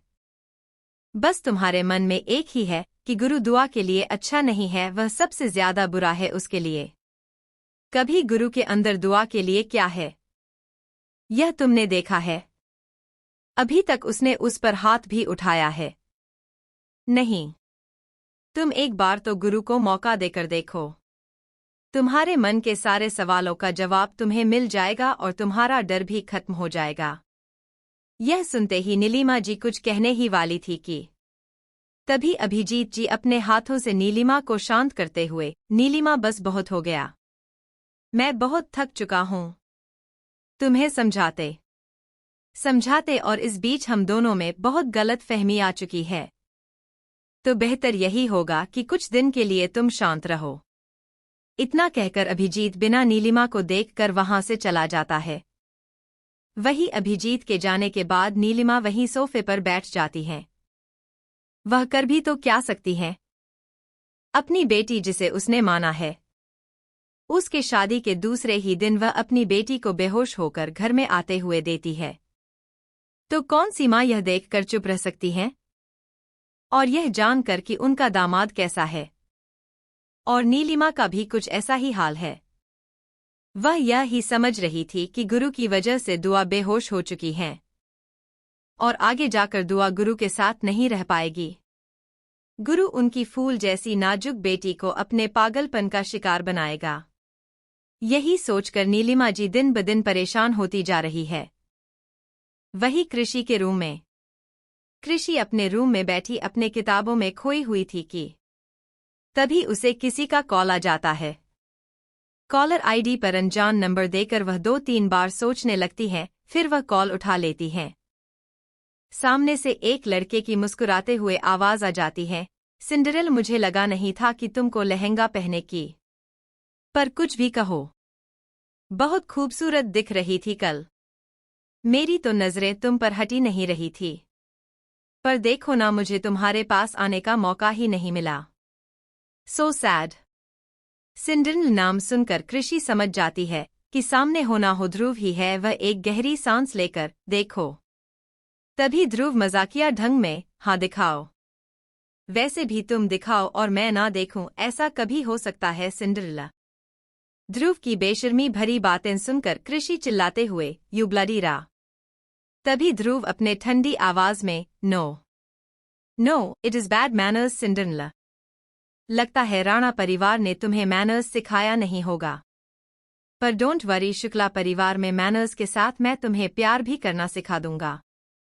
इतना तो मैं अपनी सिंड्रेला के लिए कर ही सकता हूँ। ध्रुव की ऐसी बातें सुनकर कृषि रोने वाली आवाज में, आखिर मैंने तुम्हारा बिगाड़ा क्या है जो तुम मेरे पीछे से पढ़ो? ध्रुव बड़े आराम के साथ, ऐसी क्या बात कर रहे हो जैसे तुम्हें कुछ पता ही नहीं। तुमने तो मेरा चैन, मेरी नींद, मेरा सुकून, यहाँ तक कि मेरे फेफड़े, मेरा दिल, सब कुछ तो चुरा लिया है। अब बताओ मेरे पास है क्या? ध्रुव की ऐसी अजीब बातें सुनकर कृषि ना समझे, मैंने तुम्हारा सब कुछ ले लिया तो जिंदा ही क्यों मर जाते क्यों नहीं? ध्रुव बड़ी बेशर्मी के साथ, कैसे मारूं, मेरी सांसें तो जिंदा है ना अभी? कृषि अपनी आंखें छोटी करके, अभी तो कह रहे थे कि मेरे पास तुम्हारा दिल से बड़े क्या क्या नहीं है। मेरे पास तो तुम जिंदा कैसे हो और सांसें कैसे ले रहे हो? ध्रुव मुस्कुराते हुए, यही तो कह रहा हूँ, मेरी सांसें तुमसे तो शुरू हो रही है। ध्रुव मुस्कुराते हुए, यही तो कह रहा हूँ, मेरी सांसें तुमसे तो शुरू हो रही है। ध्रुव मुस्कुराते हुए, यही तो कह रहा हूँ, मेरी सांसें तुमसे तो शुरू हो रही है। ध्रुव मुस्कुराते हुए, यही तो कह रहा हूँ, मेरी सांसें तुमसे तो शुरू हो रही है। ध्रुव मुस्कुराते हुए, यही तो कह रहा हूँ, मेरी सांसें तुमसे तो शुरू हो रही है। यह सुनते ही कृषि गहरी सांस लेकर, आखिर तुम्हें चाहिए क्या? ध्रुव बिना देर किए, तुम, सिर्फ और सिर्फ तुम ही चाहिए मुझे माय सिंड्रेला। कृषि का पारा गर्म हो चुका था। वह गुस्से भरी आवाज में, तुम्हारी यह चीप, डर्टी और घटिया लाइन है ना, वह अपने पास रखो। ऐसी लाइन मैं रोज रोज सुनती हूँ। मेरे लिए कुछ नया नहीं है तो अच्छा होगा कि। तभी कृषि के बालकनी से कुछ आवाज आती है। जैसे ही वह बालकनी की तरफ देखती है तो अपनी आंखें हैरानी से बड़ी बड़ी करके, तुम यहाँ पर? तभी ध्रुव कृषि के पास आकर उसके मुंह पर हाथ रख देता है और उसे बेड पर लेटकर खुद उसके ऊपर आकर उसकी गहरी काली आंखों में देखकर, सिंड्रेला, मेरी बातों को कभी इग्नोर मत करना। मैंने कहा ना तुम मुझे चाहिए, और जिसे तुम चीप, डर्टी एक्ट लाइन कह रही हो ना, वह हकीकत है। तुम सिर्फ और सिर्फ मेरी ही हो। You are only mine Cinderella, only mine. यह सुनते हैं, ना जाने क्यों कृषि के धड़कनें बढ़ने लगती हैं। उसे ध्रुव की आंखें में खुद के लिए पागलपन, जुनून जो किसी भी हद तक जा सकता है, हर एक एहसास देख रहे थे। पर वह उसे सुकून की जगह डर दे रहे हैं। वह साफ साफ देख रही थी कि ध्रुव किस हद तक उसे पाने के लिए जा सकता है। पर क्या सच में दिल से प्यार करता है? No no no, never. Krishi Dhruv को खुद से अलग करते हुए उसके सीने पर अपने दोनों हाथ रखकर उसे दूर धकेलते हुए, ध्रुव मुझे छोड़ो और यहाँ से निकलो। तुम जानते हो कि राणा परिवार के लोग कैसे हैं। अगर मेरे पापा या भाई को पता चला ना कि तुम मेरे कमरे में आए हो तो तुम्हें यहाँ से जिंदा नहीं वह छोड़ेंगे। तो बेहतर यही होगा तुम्हारे लिए, क्यों यहाँ से निकलो, नहीं तो मैं चिल्लाऊंगी। ध्रुव कृषि की धमकी सुनकर मुस्कुराते हुए, फिकर हो रही है। इतनी फिकर मेरी सिंड्रेला को क्यों हो रही है? यूएफएफएफ, मैं तो आज मर ही जाऊंगा तुम्हारी इस अदा पर। तो क्यों ना हम दोनों शादी कर लेते हैं, कोई प्रॉब्लम ही नहीं होंगी। और वैसे भी तुम्हारे राणा परिवार को तो मैं अच्छे से जानता हूं, तो शुक्ला परिवार के साथ उनको रिश्ता जोड़कर फायदा ही मिलेगा। कृषि ध्रुव को खुद से अलग करते हुए, ध्रुव मेरी बात सुनो और जल्दी से जल्दी यहाँ से निकलो। मैंने पहले भी कहा है कि मैं तुम्हें चाहना तो दूर की बात है, देखना भी मुझे पसंद नहीं है। तुम्हें तो बेहतर यही होगा कि मुझसे दूरी बनाकर रखो और अपने लिए कोई अच्छी लड़की ढूंढ लो। अगर गलती से राणा परिवार को यह सब पता चला ना तो तुम्हारे साथ तुम्हारा वह शुक्ला परिवार। तभी ध्रुव कृषि के होठों पर उंगली रखकर उसकी आंखों में देखकर धमकी देने में तो तुम अपने बाप और भाई पर ही गई हो। जाओगी भी क्यों ना, राणा परिवार का खून जो है तुम में। पर यही अदा सबसे अलग कर देती है मेरी सिंड्रेल को बाकी लड़कियों से। बट डोंट वरी माई सिंड्रेल, राणा परिवार को अगर हम दोनों के रिश्ते के बारे में भी पता चला तो भी मुझे कोई परेशानी नहीं है। इतना तो शुक्ला परिवार के पास पावर है, वह तुम्हारे राणा परिवार की बराबरी कर ही सकते हैं। अगर ना करे तो मैं हूं ना। तुम्हें पाने के लिए मैं कुछ भी कर सकता हूं, किसी भी हद तक जा सकता हूं। ध्रुव की बात सुनकर कृषि कुछ नहीं कहती, वह बस उसको देखती रहती है। तभी ध्रुव को सोचकर नीचे की ओर झुकने लगता है, जिससे कृषि अपनी आंखें बड़ी कर लेती है। तभी उसे अपने होठों पर गिला गिला महसूस होता है, तो वह पूरी तरह से हैरान हो जाती है। वह अपने दोनों हाथों से ध्रुव को धकेलने की कोशिश कर रही थी कि तभी तो उसके दोनों हाथों को ऊपर करके उसके सॉफ्ट होठों को अपने होठों में भरकर उसे किस करने लगता है। वह सिर्फ उसके लिप्स को सक करन है, क्योंकि अभी तक कृषि ने अपने होंठ नहीं खोले थे। यह देखकर ध्रुव एक गहरी सांस लेकर उसके लोअर लिप को बाइट कर देता है। इतनी जोर से करता है कि कृषि के लोअर लिप से ब्लड आने लगता है, जिससे कृषि को ना चाहते हुए भी अपने लिप्स को खोलना पड़ता है। इसी का ही फायदा उठाकर ध्रुव पहले कृषि के लोअर लिप को सक करता है, फिर अपनी टंग को कृषि के मुंह के अंदर स्लाइड करके पूरे मुंह को अपने टंग से लिकिंग के साथ सक करने लगता है, जिससे कृषि के आंखों से आंसू आने लगते हैं। वही ध्रुव अपना एक हाथ कृषि के टी शर्ट के अंदर ले जाता है। जैसे ही कृषि अपने पेट पर ध्रुव का ठंडा हाथ महसूस करती है तो उसका पेट कांपने लगता है, जिसे महसूस करके ध्रुव कृषि के पेट को कस के पकड़ लेता है। कृषि कुछ बोलने को हो रही थी, पर ध्रुव उसके मुंह को अपने मुंह से कवर कर लिया था, जिससे वह कुछ बोल भी नहीं पा रही थी और ना ही उसके हाथ हिल पा रहे थे, क्योंकि उसके दोनों हाथ तो ध्रुव ने कस के पकड़े हुए थे और उसकी पूरी बॉडी को उसने पूरी तरह से अपने केज में रखा हुआ था, जिससे कृषि को हिलने में भी बहुत दिक्कत हो रही थी। वही ध्रुव अपना हाथ कृषि के पेट से ऊपर ऊपर करते हुए उसकी ब्रा तक आता है। वह उसके ब्रा के ऊपर से ही कृषि के बूज़म को सहलता है, जिससे कृषि मौन करने लगती है। यह आवाज सुनकर ध्रुव बिना देर किए कृषि के ब्रा के अंदर से उसके बूज़म को बाहर निकालकर उसकी टीट को अपनी 2 उंगलियों में पकड़कर उसे प्रीज करने लगता है, जिससे कृषि के आंखों से आंसू आने लगते हैं। जब ब्लू अपने मुंह में कृषि के आंसुओं का टेस्ट करता है तो वह उसके मुंह को छोड़ देता है और उसके चेहरे को देख लेता है। वह अपना हाथ भी कृषि के टी शर्ट से निकालकर उसके कमर पर रख देता है और अपना चेहरा कृषि के बूज़म के बीचों बीच रखकर उसे रब करने लगता है। इस समय कृषि अपनी आंखें बंद कर ली थी। उर्वी के हाथ तो खुले हुए थे, पर जैसे उनमें जान ही नहीं बची थी, वह सिर्फ गहरी गहरी सांसें ले रही थी।